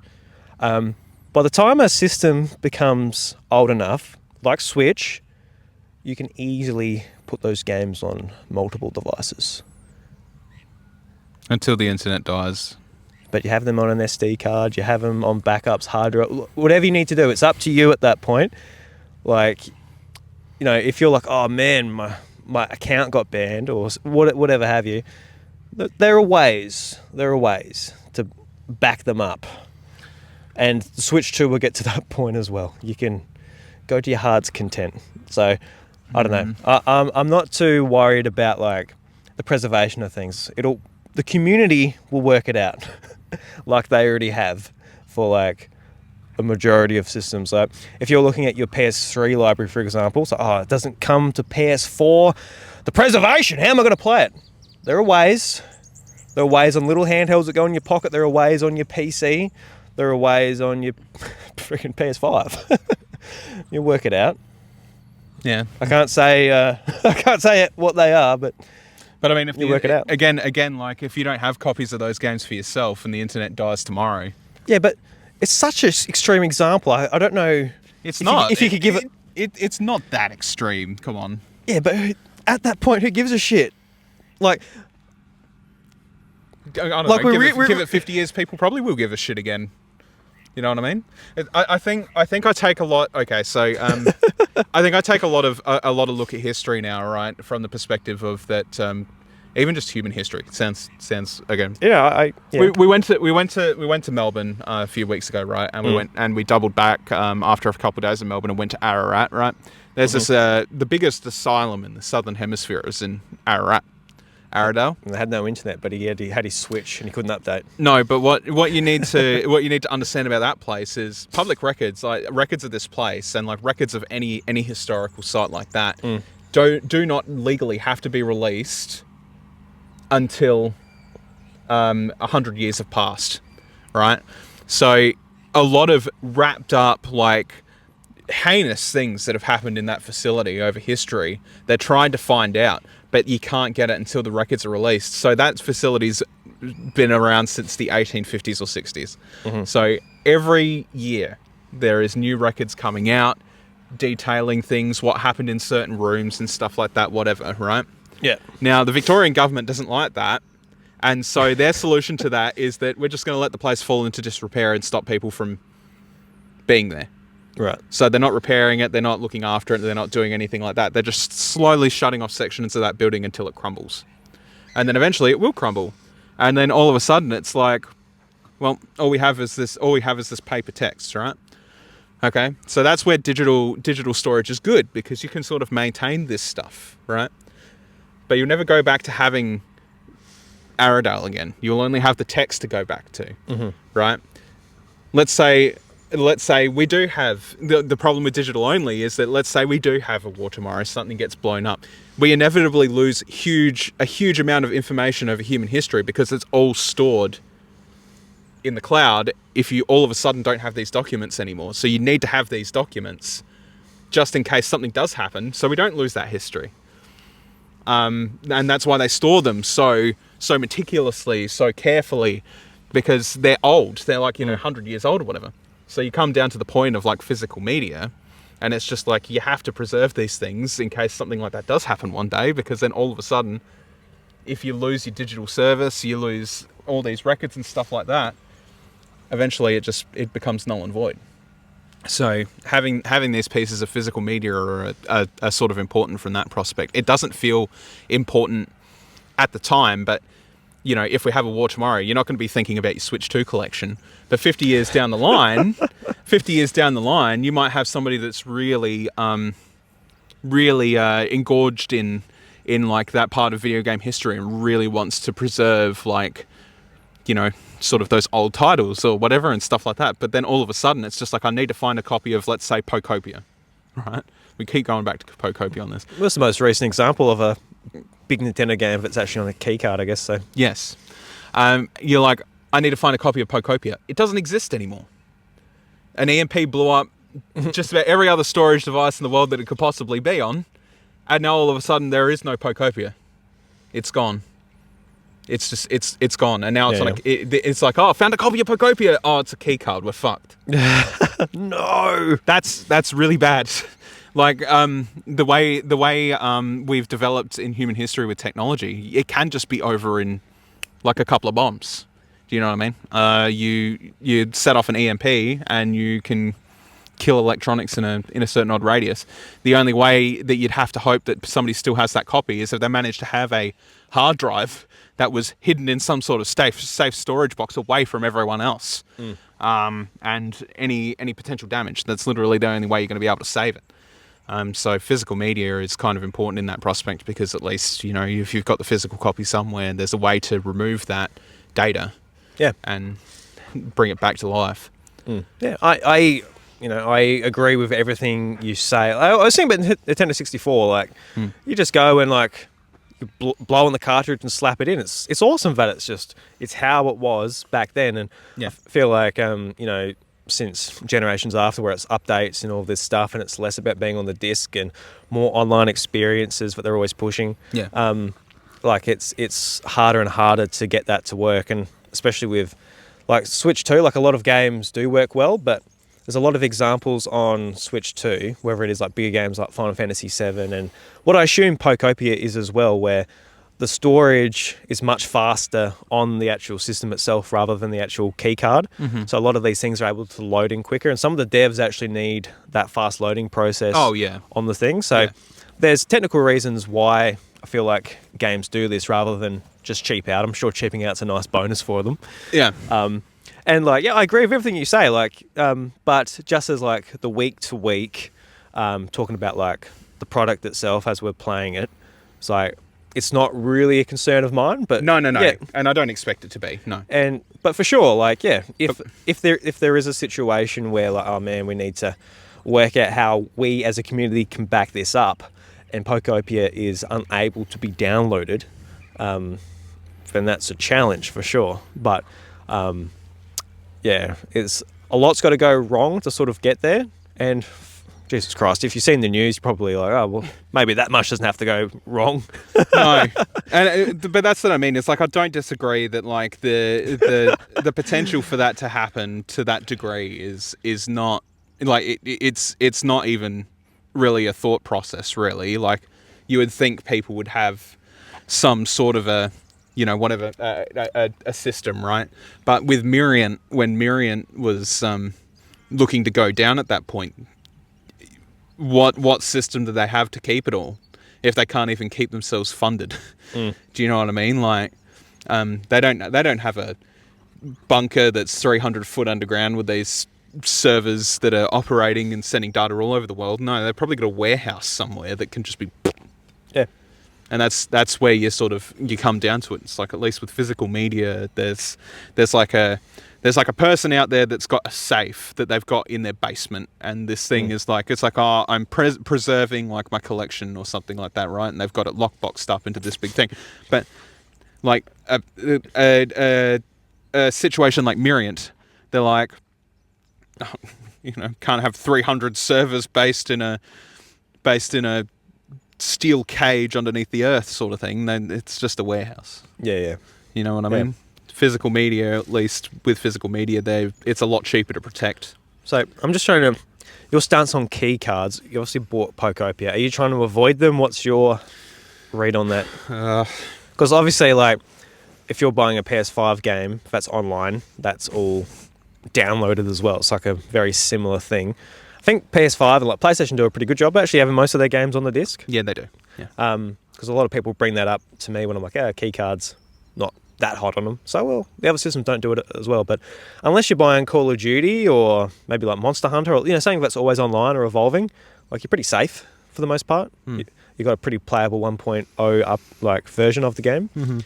Are you trying to avoid them? If a third party game comes out you're interested to play on Switch 2 but it's on a key card, do you nope out, or you just go, it is what it is? If it's a third party game, yeah. I think my stance on Nintendo now is I like to try these games that are coming out to the third party and stuff like that on the console. But I think there is just this barrier for me now where I'm because I'm not really happy with the way Nintendo are handling things when stuff sort of I guess goes south in that regard. I don't really trust them. I don't really trust the keycard system for that kind of a deal. I think even when what do they call it? Virtual game cards. Yeah. When virtual game cards come out, I'm not even particularly a big fan of that system either. It kind of it puts a barrier between me and what I want to do. For me personally, I really like it. I think there's good things about it, but I think it's just another layer. Do you know what I mean? I think it's just another layer of thing that they're adding on, and then yeah. And as somebody that owns multiple Switch consoles, it sort of makes sense for you, right? But then like for me, where it's like, oh hey, look, I've got the one that I operate at a time. I do have 2 more, but an OLED and a standard. Yeah. But I don't use them really. There's no point in me in having that functionality really. I'll just take my Switch 2. But then like, if my kids want to play something, I can lend them the virtual game card.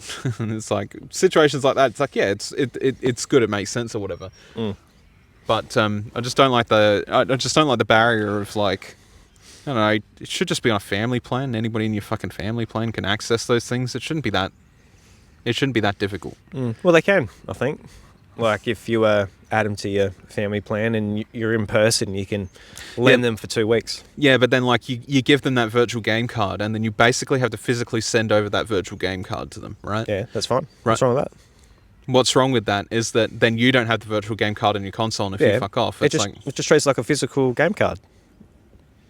It just treats it like, oh, you want to borrow like my Mario Kart 8? You go into a friend's place, you go, here you go, mate. Here's the case. Oh, it's just the same. Otherwise, you'll just duplicate games and the devs won't make the money off them. They won't be selling them.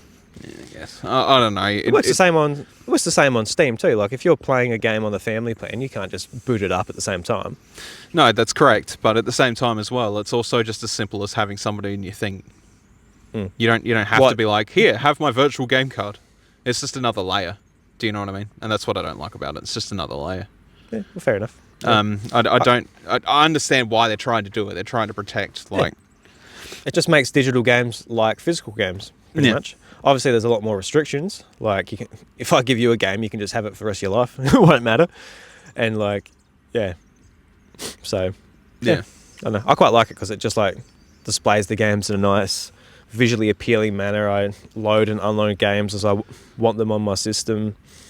Even stuff like the animations and that, I think they get really nice.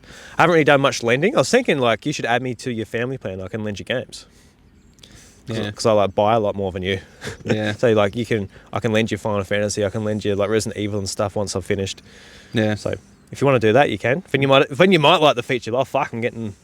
Sure. Games lent off Drew. It's pretty good. I do like that's what I mean. It's like I like that system, but at the same time, it's just like when you do it on Steam or something, it's as simple as being like, oh hey, here you go. Like, or if somebody's on Steam now though, you've got to be in person to set up a family plan.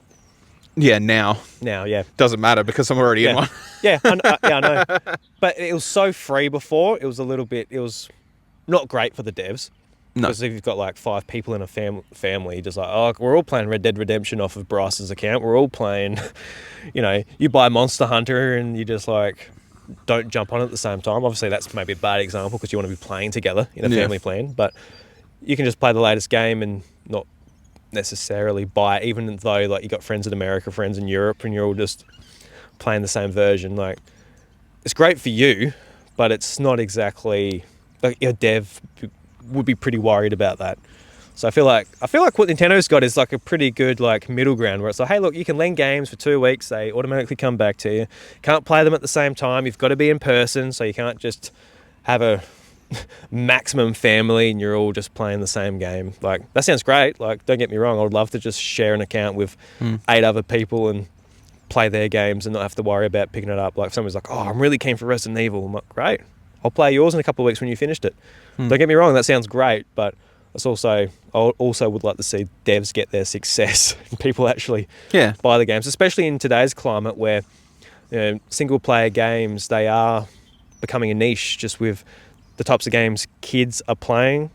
And don't even talk to me about Roblox, please. Our sort of generation is like, the next generation isn't really playing games like we played them. Because like the equivalent of what we did as kids, just restarting Pokemon games again and again. It's just... Yeah, and we did. Holy shit, did we? We played the shit out of like the games we had, but now there are so many free games and all those free games have so much content. Fortnite and Roblox just have ongoing content made by people.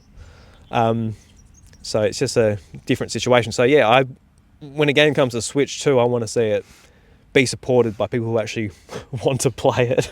Oh yeah. So yeah, I honestly feel like I said, what Nintendo's got is a good middle ground, as far as like the digital sharing goes, and obviously physical, it's easy as piss too, and that's where key cards are actually like not the worst option, because they could just be like, oh look, Pokopia, it needs the internal hard drive, so it's just a digital only game. Yeah. It needs to be downloaded. Sorry, but there is an option, and I feel like the backlash, you got to make your decision whether you want to buy it or not. But at least it's an option. It's not just digital only. No. So yeah. So we talked about, Bryce, a lot of shit that you don't like. What do you like? What are you liking about Switch 2 at the moment? About Nintendo? Maybe even the gaming industry at large. What's going on? What do you like? And surely you got to find some fucking enjoyment in this shit. Yeah, I do. So Switch 2 in general, like I'm pretty impressed with the hardware as it is. Like I think it's a pretty solid console. Generally. I agree. I think most things that I play on it are sort of like in that nice range of like this nice colourful screen. It's nice and big. In general, I do like the new Joy-Cons. However, I do have issues with them sometimes. Don't know if you've noticed any. No, I haven't. When I've played Pokopia and stuff like that, like if I take the Joy-Cons out and put them back in, sometimes they just don't fucking work. Oh. And then you have to like go back to the home menu and like do some other shit just to get them to work again, or just close the fucking game altogether and restart it to get them to work again. So I've had issues with the new Joy-Cons in situations like that, but I think like mouse mode and stuff like that, I haven't used it heaps, but it shows its worth in Pokopia because you can sort of just like... Oh yeah, really good. It's really good in Pokopia. Yeah, it gives you like more freedom to actually like reach stuff you couldn't reach just with buttons and all that. Oh yeah, and like I think functions like that are really really something else for the console in general. Kickstand's way better, thank fucking Christ. The fact that the two USB ports work for both kinds of function and stuff like that. Just overall, it is a really solid handheld. It's probably the most solid they've done with the handheld model since the original Switch, I'd say. It's definitely what they've put down to it most. I do think games like Donkey Kong Bonanza really have like a great sort of place in things. There is one thing, like there is one time where like in Donkey Kong Bonanza, I ended up on one of the layers and I just went around smashing the whole fucking thing up. It was like a lot of fun. Do you know what I mean? Mario Kart, I had my concerns with. I enjoyed my time with it for what it was worth. However, I do think that while I enjoy the game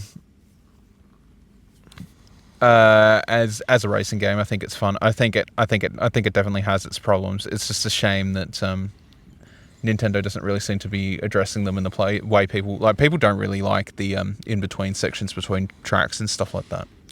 Yeah, they're not great. No, they're not great. They kind of put in this really weird. I think their reasoning for doing it was kind of good. Like they were trying to make like an interconnected world, and I think that's cool. But when it's actually active in an active race, it's not fun, really. I feel like it'll be fine just as long as like online and GP it was like just the 3 laps of the track. Like Knockout Tour, fantastic. But yeah, when it's like drive there, do 1 lap, and that's the race, it's like no. Like some of the most fun I had in that game was doing time trials. Yeah. Like working out the shortcuts and all that, and doing like the mad tricks. Yeah. That was like a lot of fun, and like some of the best elements of the new gameplay mechanics are just like stripped out because of the intermission tracks.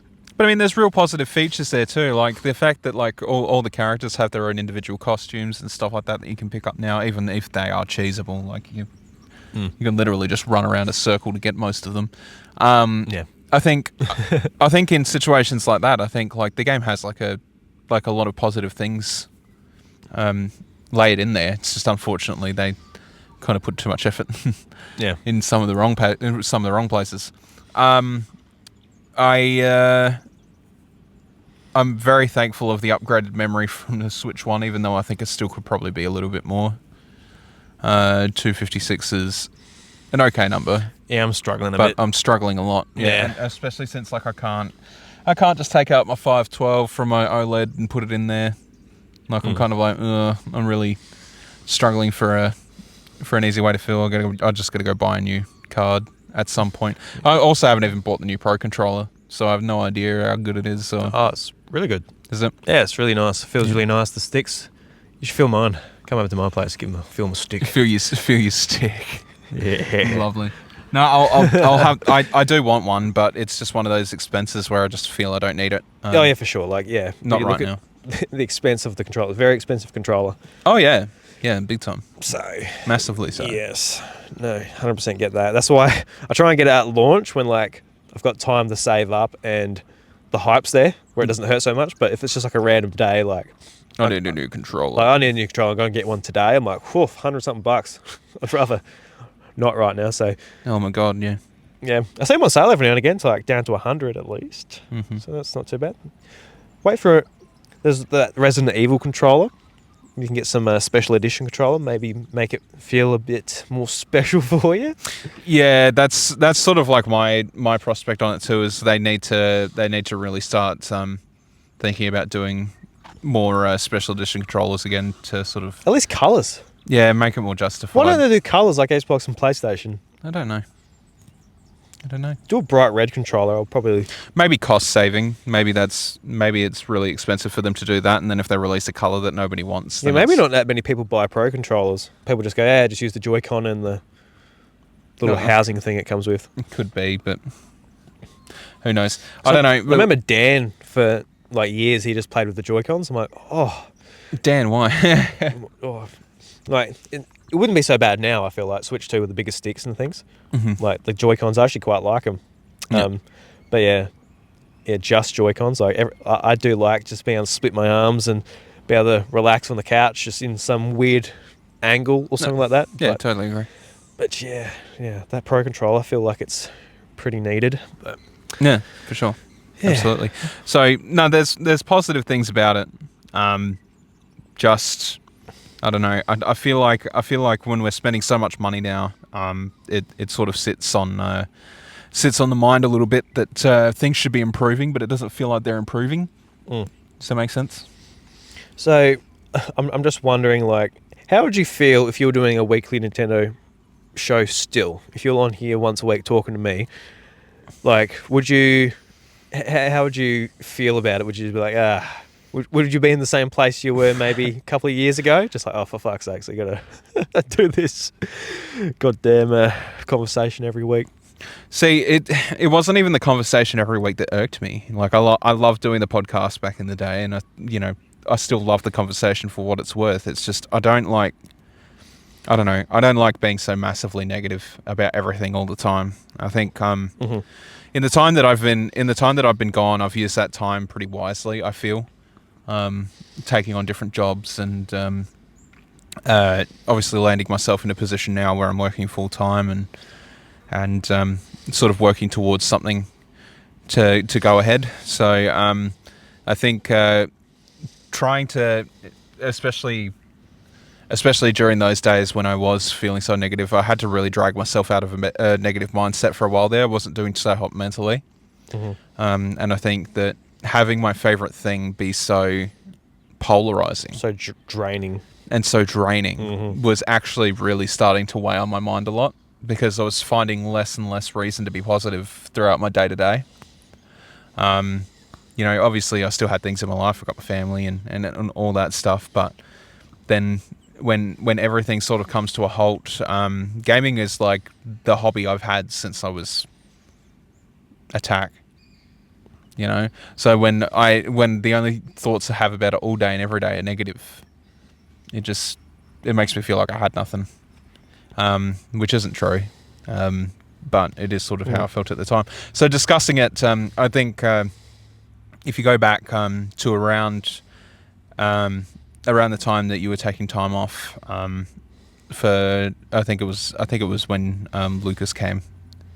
And I did like a silly little skit episode where I don't know, it was sort of just displaying how I felt and how I was sort of trying to change my mindset a bit about how I remember that now. Yeah, and it was like me basically just getting out my frustrations. It's like a silly little 15-minute sketch or whatever. I was just trying to get out my frustrations about how I felt about the industry at the current time, and what I felt like needed to change, and that I'm open to giving them more chances for them to sort of come back around and hopefully sort of make it the hobby that I loved again, and like have those feelings of I guess whimsy and whatever. And so it was never really about the show. The show was an outlet for these things and how I felt, and it's episodes like that that really make me think about like how it was good for that purpose. But when nothing changed and it felt like it was still going backwards, it felt like sort of getting on the show, and with everything else going on in life at the time as well, being so busy all the time, whatever, we both have kids at that point, it gets hard to schedule things, and I don't know, just getting on the show and I guess being negative all the time just felt like an awful thing to do. And I mean, like, since then, again, life changes happened. I mean, I dropped 50 kilos. Like the way you see me today, from the last time that you would have heard me on the podcast, I dropped 50 kilos in weight. I'm still working on that. I'm plateauing a bit now, only because work's so busy and you kind of just eat like shit when you're working, right? Like, Just grab what you can, yeah. you just grab what you can. So Yeah, I'm 100%. sort of plateauing on that at the moment. But like 50 kilos was a massive drop. So like, Yeah, well done. I did positive things for myself during that time by sort of, trying to let go of that negative energy and work towards some goals that I had in mind. And so yeah, the podcast, it was never really the podcast's fault. It was just how I felt with the industry at the time that I was stopping myself from doing these things, because it just felt like all these positive things that I got out of my hobby were just disappearing. Does that make sense? The podcast was just about the only positive thing left at that time. Mm. Do you know what I mean? And I didn't really want it to ruin it. And so sort of when it came down to the brass tacks and decision, it's like, well, I don't really want it to sink because of my shitty attitude. I don't really want it to cause problems. And I think I need to get myself sorted out.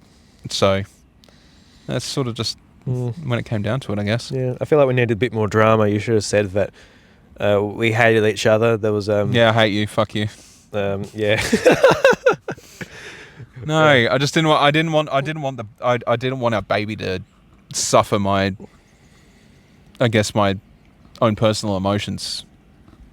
Is sort of where I'm at. Like when we made this podcast, we'd tried a few things at that point. We were trying to do content creation in different forms. First podcast we ever did, you were tired as shit. I remember this. Oh yeah, at my parents' place. At Yeah. his parents' house, we were doing like a Pokemon thing, and he was so fucking tired. Like he shot. Day of sharing or some shit. You literally could not fucking keep that shit up at all. No. And so that was our first attempt, and never got released, I don't think. No, it's dog shit. It was My fault too. Oh, look, and it doesn't matter. But like, we kept on it after that, and we sort of had guests and did all that, and all of those things were positive. We met so many people, and I still think about going back to PAX and stuff like that to sort of catch up with people and all that stuff. Even though there's no way you could fucking afford it right now. We discussed this the other night, and we were just like, oh my god, The fuel prices alone, let alone fuel prices and accommodation of food. Oh, Jesus. So like, there's so much positive that came out of the show that it felt like sullying it with something negative was just, I don't know. It was just going to ruin another thing for me, and it was going to ruin another thing for you too if I just fucking showed up to the show every week and just started fucking yelling. Yeah, I mean, like my view on it was like this. It's meant to be fun. Like I don't want to like. I didn't want to make it not fun either. Yeah, I didn't want to. Like, it didn't have to be a thing we had to push on you to do it or anything like that.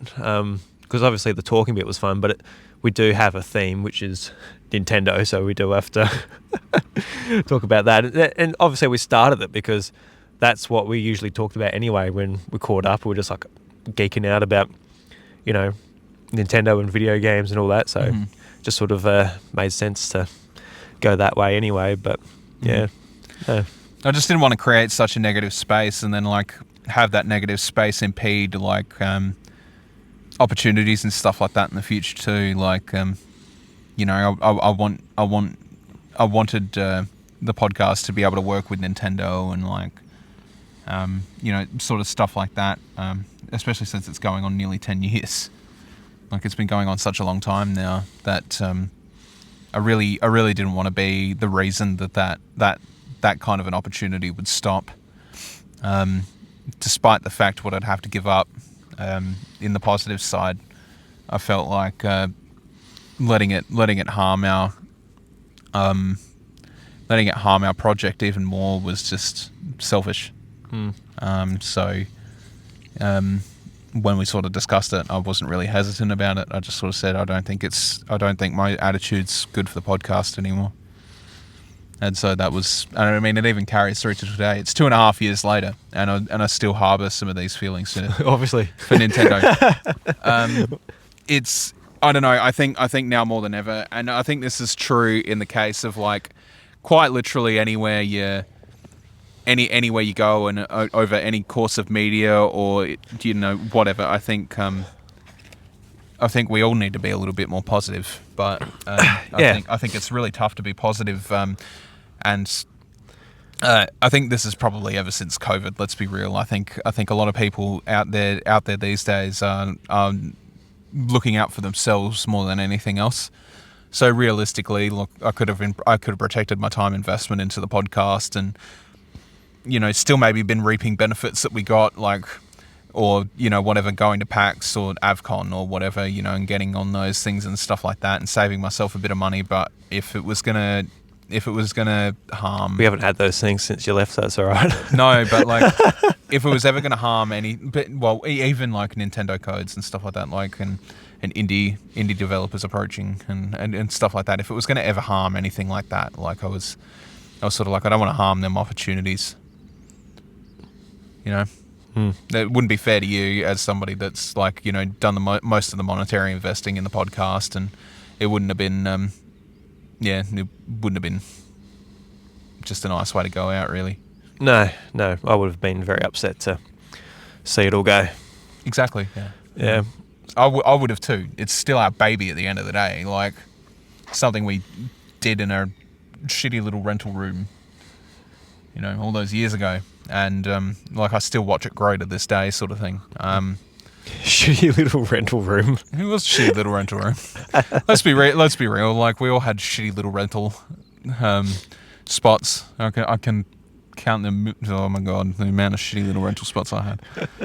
But yeah, so you know, watching it grow up to that point, you know, we're looking at like 5 to 6 years, and it's just like to throw all of that away just because the way that I was feeling was like, yeah. Well, I'm curious, just your perspective on things since you stepped down, and what you thought about it sort of afterwards when I started. Just all right, I guess an in between time when I was doing it by myself, and over the last couple of years since Josh has been on, like, how have you found it from like, you know, the occasional audience perspective? Mm-hmm. Yeah.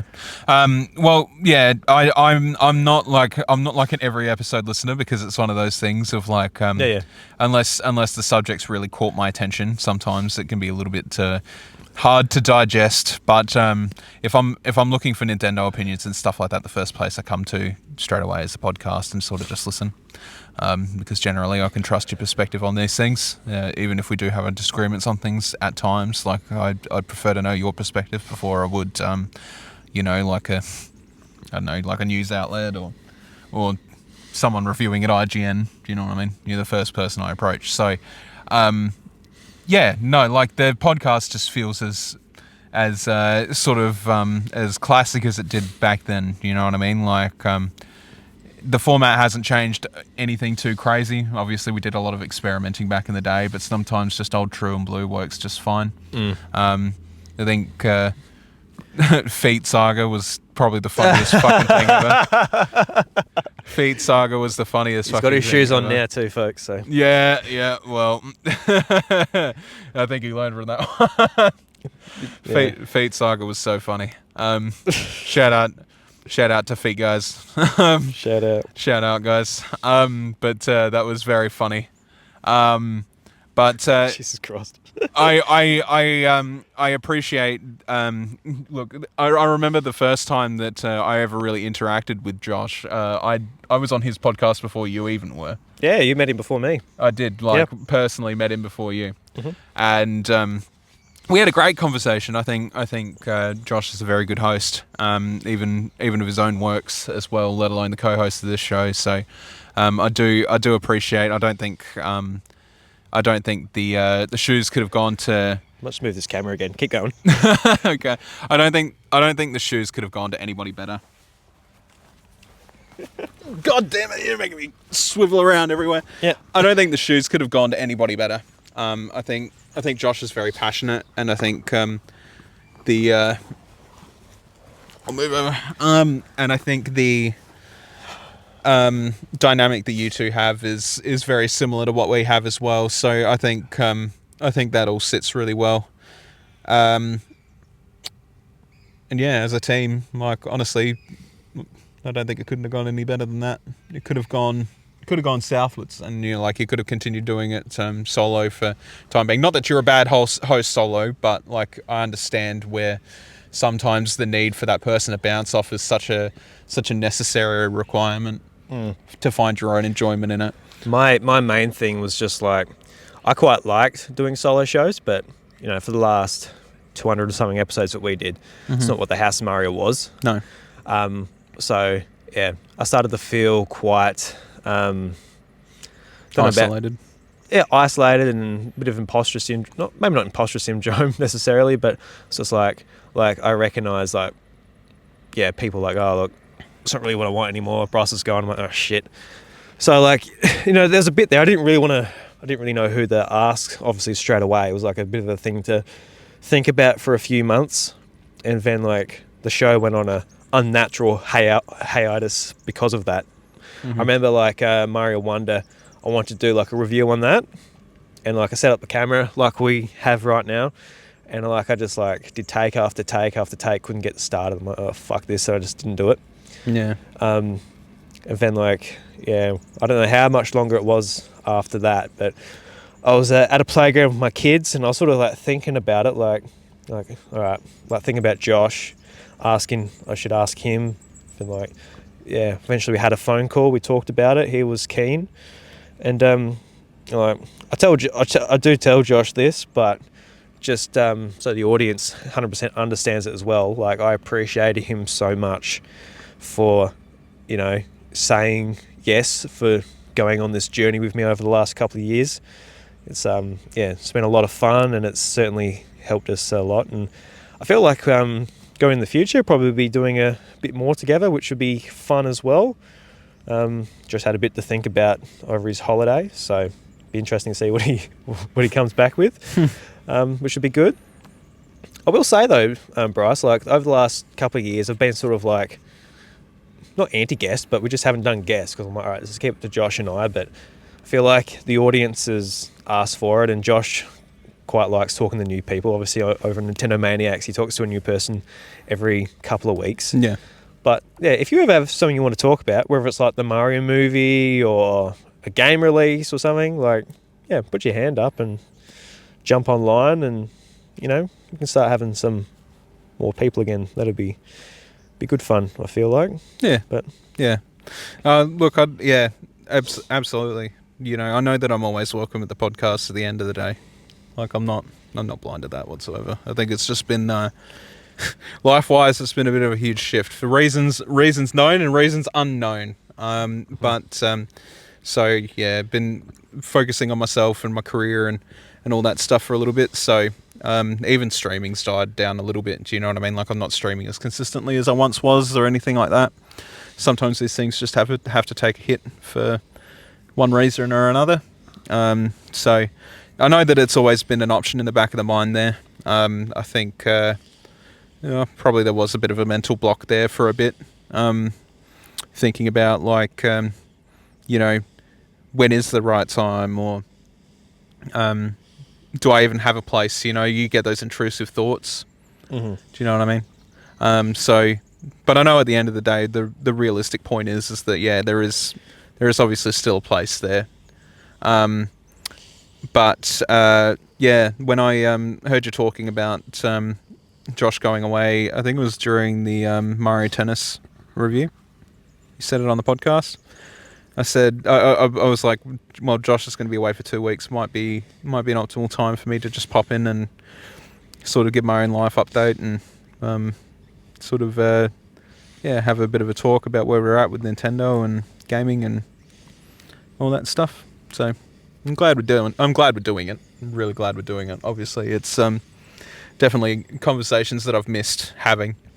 But yeah, I mean, that aside though, like outside of that, dropping those few things and getting my shit in order has been really positive for me. So yeah, like podcasting, it's pretty simple, especially like when I like talking to the other person. Yeah. But you know, it takes commitment and time out of your week. Yeah. Like you would have to drive over to my place and you know, the whole thing of getting the kids to bed, that's a massive thing as it is. Yeah. Let alone having to try and work in a podcast and all of that. So yeah. And like, you know, that's sort of that in terms of time and stuff like that as well. That was always sort of like a constraint, is finding the appropriate time to sit down and do an episode where we're not going to be rustled by either side of either at the start or at the end of the podcast. Sometimes a podcast will go on longer than intended, and you know, we've got other schedules to adhere by, so if we sort of let that podcast go on longer than intended, then all of a sudden it's just like that causes problems elsewhere. And then there was picking a fucking day. We could never pick a fucking day to actually like get it done. We had Mondays, didn't we? We had Mondays, but then like sometimes it'd be like, can you do Monday? It's like, no, I've got this on that night or something like that, or you know, so it's sort of also trying to find like a spot in the week that makes, especially now that we've both got you know, kids as well. Got to find the right time where we're not intruding on them either, because you know they got to be able to go to bed and stuff like that. But if we make a bunch of noise and ha-has, well, yeah, that room's Lucas's room too. So exactly. So we're in this scenario now. Like we don't even have that room anymore. No. So we're out here at we're out in the fucking middle of nowhere. We're in the outdoors. Yeah. So whatever office we had where we sort of had that congregation that's set up to just sort of jump in and go straight away now doesn't really sort of exist. So we have to make do where we can. And it's one thing where like if you're having a conversation with Josh over the internet and you can sort of wheel your setup wherever else or whatever, but then it's another thing to have another person in. Yeah. Because at least when I'm like listening to Josh speak, yeah, like there's no noise in my house because he's in my headphones. Yeah, that's exactly right. But yeah, we're sitting there having a full-on conversation. So yeah, I don't know. I suppose this is why people go out and get studios. Yeah. Yeah, I didn't really. If only, hey. Oh my god! If you had sometimes if you're walking bloody down, money. if you're walking down like the main street or something, you see like a place up for rent. Do you sometimes look in there and daydream?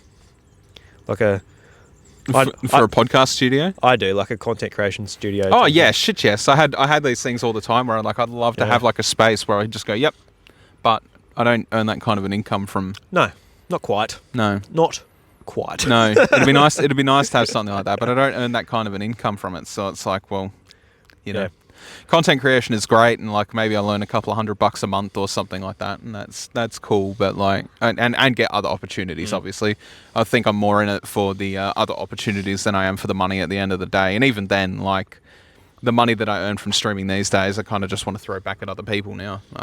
Now that I'm holding a consistent job and all that stuff, but not like. Yeah, as reliant on it? No, yeah. See, before I was kind of reliant on having that extra couple $100 a month to help get some bills paid and whatever. But now, yeah, so it's like in situations like that, it's like I wish I was earning enough money to have a studio.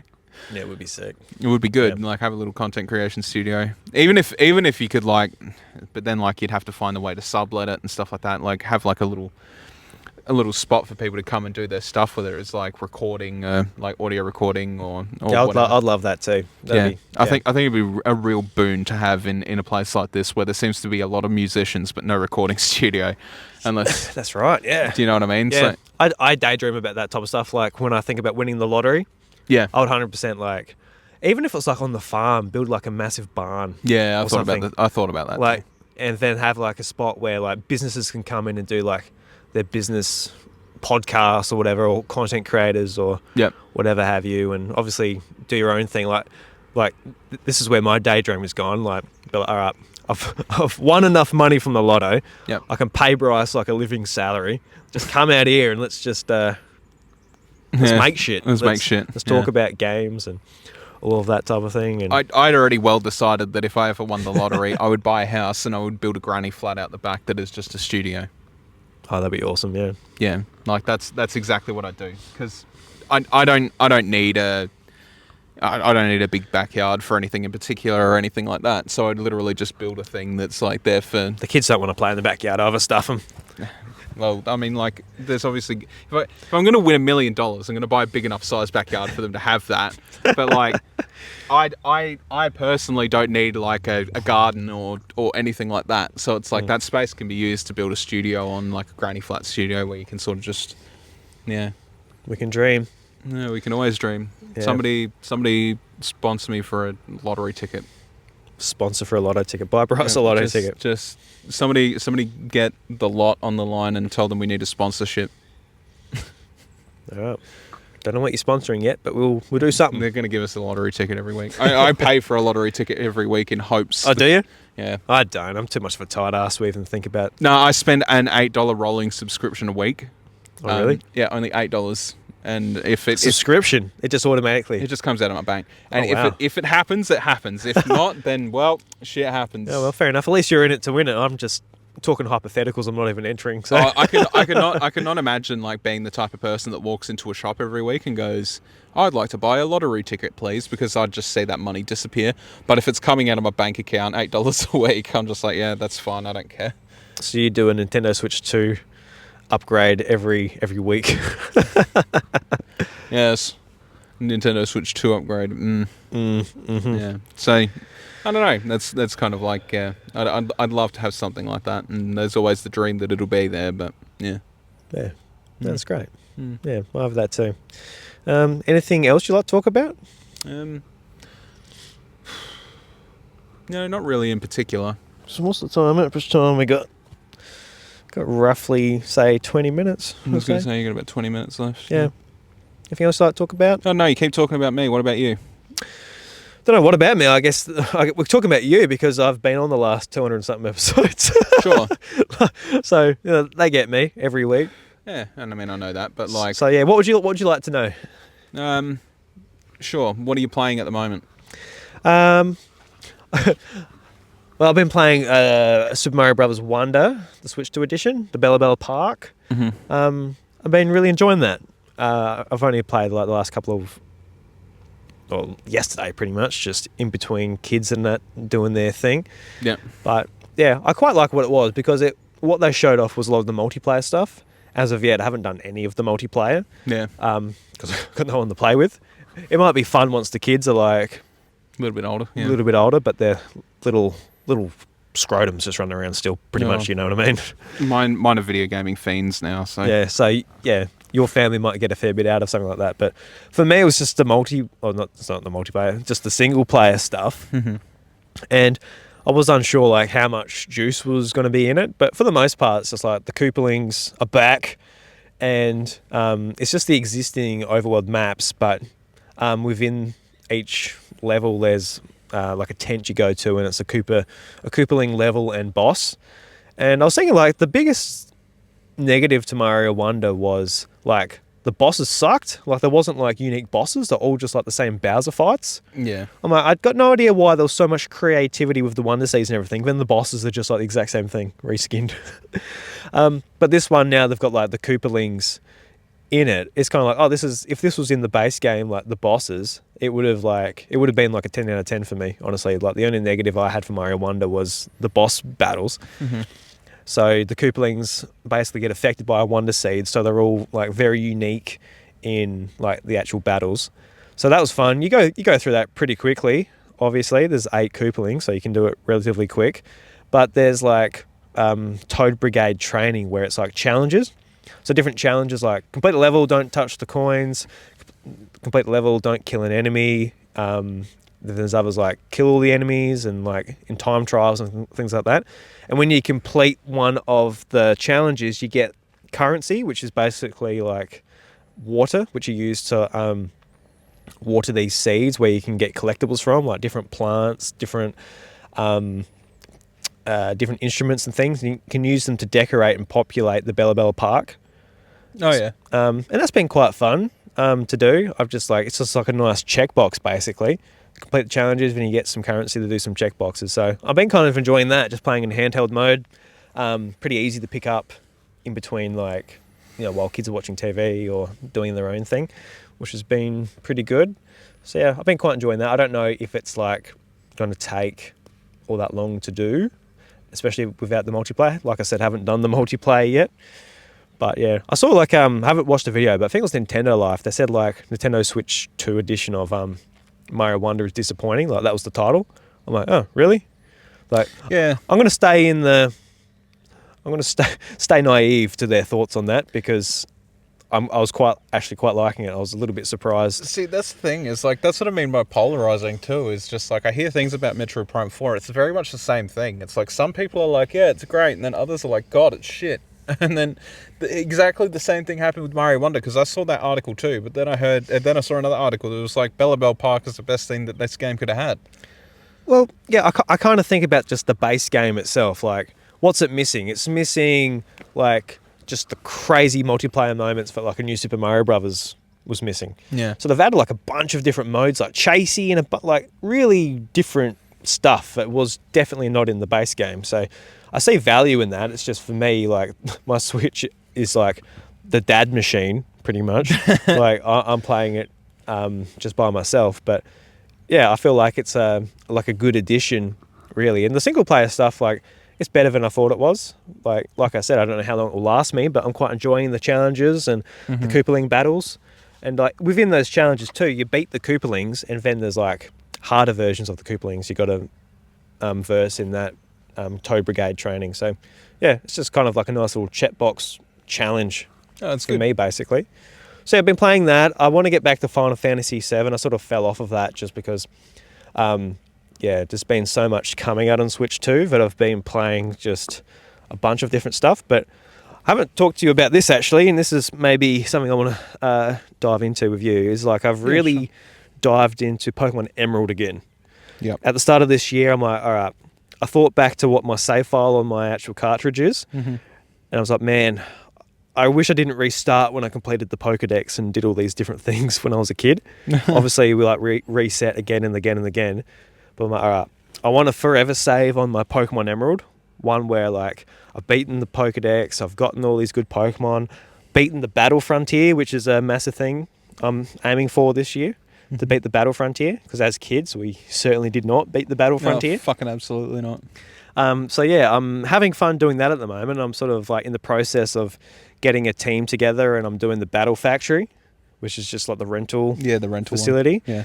So yeah, I'm having a lot of fun doing that, and people that have listened to this show over the last month, I've been really addicted to that, while everyone else is super addicted to Pokopia, and I've like just like barely scummed the top of Pokopia, because honestly, I'm just like, I just want to play Emerald. I'm like thinking about the team that I want to bring in, all this type of thing. Like everybody's talking about like, oh, there's this hop-up event in Pokopia, and I'm like, look, I'm just really excited to at the moment I'm training up this Skarmory with like Whirlwind, Spikes, Aerolace, and what else did I have on him? Forgot, but I'm like, oh, that sounds sick to me. I'm just going to fucking blow people around into Spikes. Toxic. So I'm going to Toxic and just blow them around in Spikes. That sounds wicked. That's all I'm thinking about, is just like, I'm like, who else do I need on top of that? Like, ooh, like, so Skarmory has the immunity to ground, so I can bring in somebody like a Lantern or someone like that who like has a weakness, but I can swap into Skarmory. And I'm thinking about like the synergy between like the 3 different Pokemon and all of that, and just also like you said, like a game I'm very familiar with, but this is a much deeper level than I've ever played it. Obviously, I've played it in the past, like replay it, beat the Pokemon League. Cool. That was a fun little romp back in Hoenn, but this is probably like the most deep I've ever played the game. Yeah. And on top of that, I'm 100%ing the game on retro achievements. Oh, yeah. So playing it on retro achievements, and that basically gets you to really 100% the game. Like, I had to go and collect every single item and hidden item in every route. Like really comb the game for every little morsel of detail, even to the point where like there's achievements for the events that happen with the TV in the game, like getting the sale in the Lily Cove department store, Berry Master, all of that type of thing. And it's like a 1 in 400 chance after a wild battle that those events will activate.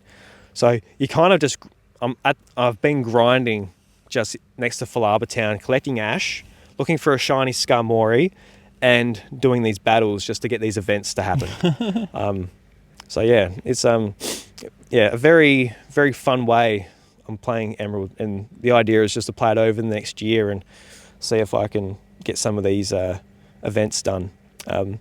But once it's all finished, I'm going to replace the battery in my Emerald and put that save file onto my cartridge, and that will be my forever game. Oh, nice. Yeah, so I had a look through my other sort of Gen 3 games as well. I'm like, I could probably do this same thing for Fire Red and Leaf Green and that too. So see how much time we got, see if I can fit them in as well. Yeah, because I was looking at, was it Pokemon XD, for example? Yeah. Like you can't, on Switch, you can't transfer Pokemon back to like Leaf Green and Fire Red. Like it's not compatible. So I'm like, that sucks. So I'll probably play those games as well. Get some of those exclusive bonds on those games and move them all over. So, yeah. And if I can do that next year, I'll do the same, but for Gen 4. Yeah, I'll move all those Pokemon up.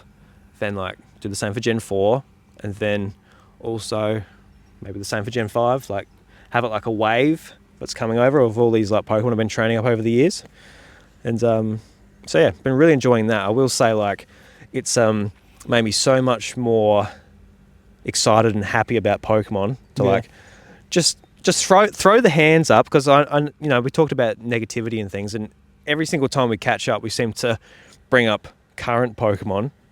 So it's been a really such a healing process for me. Just like I love Pokemon again, because I've thrown up my hands. I'm like, fuck it, I'm a boomer. I'm going back to what I'm doing. I'm kind of like ignoring pretty much the stuff that makes me unhappy or frustrated. Yeah. And it's been just a really healing process. So that's great. Yeah. That's what I've pretty much been playing. Because that's the thing is like when it comes to Pokemon as well, like I didn't have half as much of a rough time with Scarlet and Violet as you did.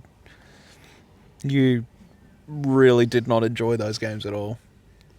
Yeah, I enjoyed them. I won't say that like I found no enjoyment on it, but yeah, just... You couldn't play it past a certain point really though, could you? Like, no, I didn't run into any... Like the DLC, I didn't do the last DLC pack or whatever it was called. You should, because it's the best part of the entire fucking thing. Yeah, I'm sure it is. It's actually challenging. Yeah, I know. And it's like the first time in a Pokemon game where I'm like, I don't have a competitive team. There's a Meloetta you can get there. Yeah, I know. I sort of know the story too. I watched a video on that like 2 weeks ago, so I sort of know what happens. I'm like, that's pretty cool. But yeah. Yeah, go back and finish it at one point. It's definitely worth a run through. It's definitely the best time I had with it, especially with all the all the black and white music. Oh my god. Yeah. No, for sure. I really want to know what they're going to do for quote unquote Gen 5 remakes. That's the thing. Like, just don't bother.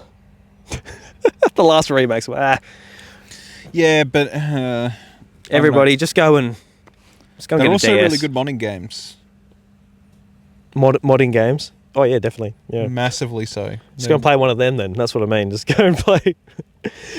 Yeah, but like if what I'm saying is even if they do go the route, at least if they're like, oh, let's just make it on fucking Unity like they did with Brilliant. Oh Diamond, yeah. Brilliant Diamond Shining Pearl. They are, yes. Those games are really good to mod.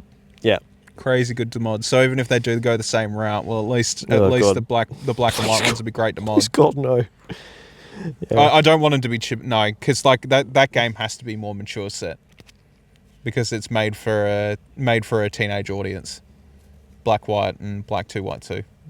Yeah, it leans a little bit more Pokemon fans that have grown up with it a bit. Yeah, because it was supposed to be a soft reboot, but it people whinge too much. Then we just got shit. Yeah.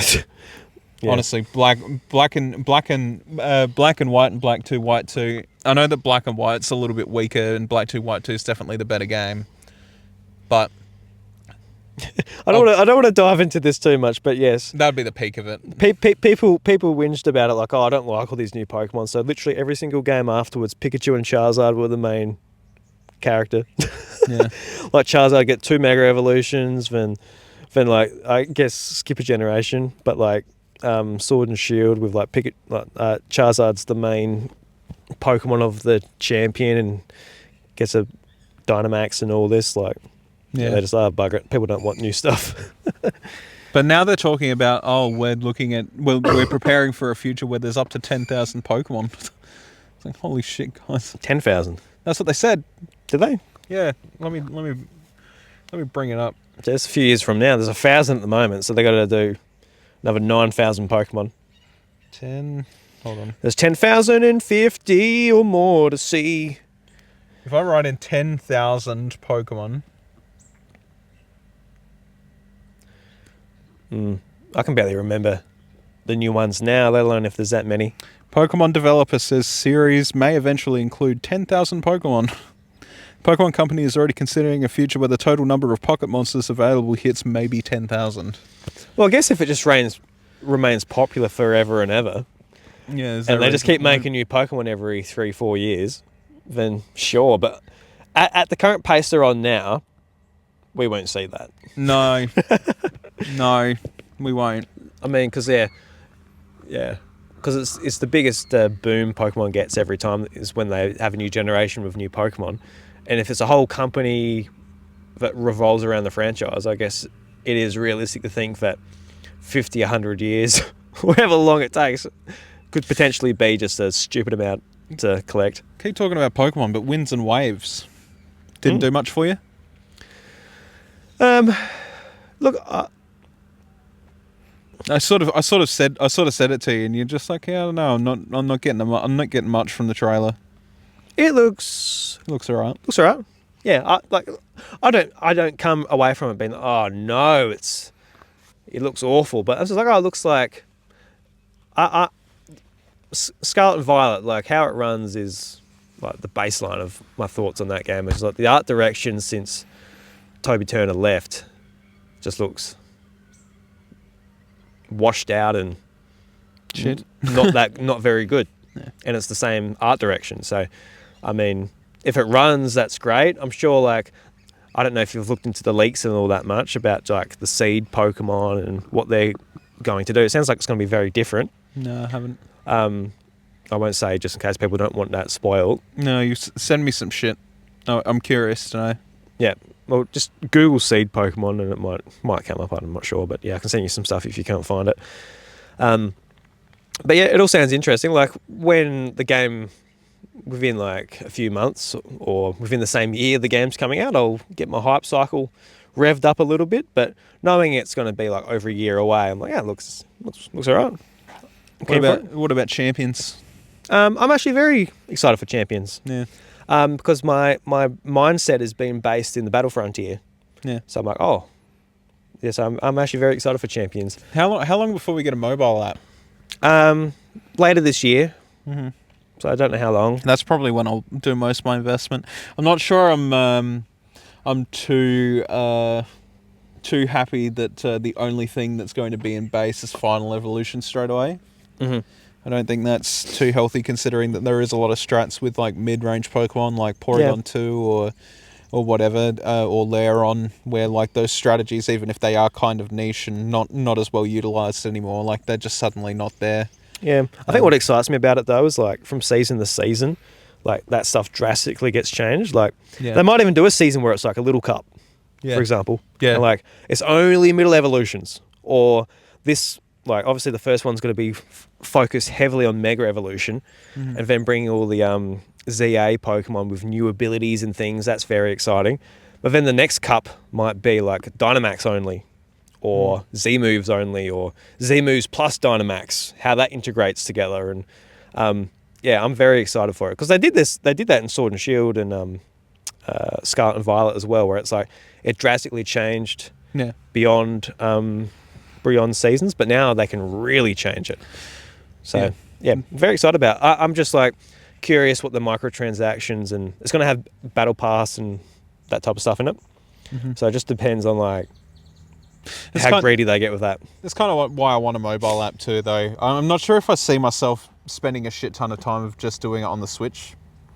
Could just be me, but like it's one of those things where if it's in Pokemon Bank and I can go and do it, like if we're headed out to a job or something like that and I can sit down and have a Pokemon battle in the car while I'm waiting or something like that, those are the times when I'm really going to utilize it. Or if I'm in bed, like, yeah, sure, maybe I'll just whip out my phone and have a quick Pokemon battle or something rather than get all set up on the Switch and yeah. I see myself doing both, to be honest. I will do both, but like it's one of those situations where I'm more likely to utilize it on my phone when I got spare time. So yeah, sort of where we come down to on that front, I guess. Yeah. But overall, it should hopefully be good. Yeah, no, I'm pretty jazzed about it. The only thing is, like, I haven't competitively trained a Pokemon since Sword and Shield, so I'm like, I don't know what the, I guess it will be a new meta since it's like a new game essentially. So be able to join then. Yeah, and, do it that way. I've still got a good handful of competitively trained Pokemon, but I don't know what I'm going to do yet. Yeah. Might train some up. Who knows? Who knows? Don't know. Yeah. I've still got a bit of ZA anyway, so. Oh, dear. Yeah, Mike. It's the last thing I did. You beat a Mega Mawile. That's what you did. Actually, don't think you're too far off. Mega Dragonite. Yep. So I'm not that far off the end. No. It's pretty cool. I got a shiny Staryu in like the first 30 minutes of the game. Did you? Nice. I did, and I'm like, oh sweet, I'll be able to have a shiny Mega Starmie with its stupid fucking legs. Yeah. Something, isn't it? So yeah, that was. I found one shiny as well. It was a shiny Garbodor. Yeah. Oh really? Yeah. Nice. It is funny how the shinies work in that game where you hear the noise, like, wow, what's a shiny? Like, I'm looking around, I'm in a city, so I'm like, there's nothing here, when I just sound like a Garbodor and Trubbish just in an alleyway. Yeah, but there you are. Yeah. No, it was like I was just walking up a set of stairs, and I heard the shine. I'm like ah, and then it like immediately showed up in front of my face. I just threw a Pokeball and caught it. I'm like, oh, thank fuck. Hiya! But the catch rate on shinies is better in that game anyway. It's like 3 times better or something like that apparently. Is it? Yeah. Oh. Because the problem with shinies in ZA is, well, the problem with Pokemon in ZA is if you don't catch them after the first Pokeball, after you knock them out, they just they go away. Yeah, they're just gone. You don't get another attempt. Yeah. So they made it so that they're 3 times more likely to be caught or something like that. Because if you go that far, well, you might lose it. I don't even want to think about what it's like going into the Mega Dimension, knocking out a Legendary or something, and then only getting 1 attempt at catching it. That'd be fucking garbage. But I don't think they're hard to catch either. I think they're meant to be. Haven't done any of the DLC. I do have it. I don't. I sort of I beat the game. I'm like, I'll come back to the rest when I feel like it. Like I did 30 hours like in a week. Yeah. So I did it over Christmas basically. Like Dan come over. He just like. I was thinking about like what game I should tackle from the backlog over the last 6 months. Yeah. He just started playing Pokemon, so I'm like, all right, this is my game now. So we're playing that together, just sharing the controller back and forth a little bit. Then when he left, I kept on playing it, and yeah, there's a lot to like about it. Like it's fun. Like it's not like it's not mind blowing as a Pokemon fan, but no, it's not as good as Arceus. Arceus was very special in terms of like what it did for Pokemon, and I think what people expect of it. Whereas this, I understand what their sort of thought was. It's just like we need to make something that feels more lively and less empty or whatever, what have you, and that's cool. But it's sort of just I don't know. It is what it is. Freaking sun, we're just like a clock. Well, it's all right because it's about that time anyway. It's 1:27. You've got to get places, don't you? Yeah, I got a 1-year-old birthday to go to. Yeah. Party. 2:00. Oh shit, I've got a fucking... Fuck, I'm going to be late now, I didn't think about it. Yeah, that's why I said. Holy shit. All right, everybody. Bryce, thank you very much, mate. Good talking to you. Yeah, it was good talking. Am I going to be in trouble? Fuck. Yep. We've got Fucking hell. All right, everybody. way too dark. I didn't put that together. Everybody, thank you very much for listening to the House of Mario episode 357. It's great having Bryce on. Talk about that. And I believe when I upload this, the next episode should be back with Josh. So look forward to his return, see what he's been playing, his holiday, all of that type of thing. Looking forward to seeing him. But until next time, guys, the doors to the House of Mario, they're closed. Uh-oh. Uh-oh! Uh-oh! Goodbye.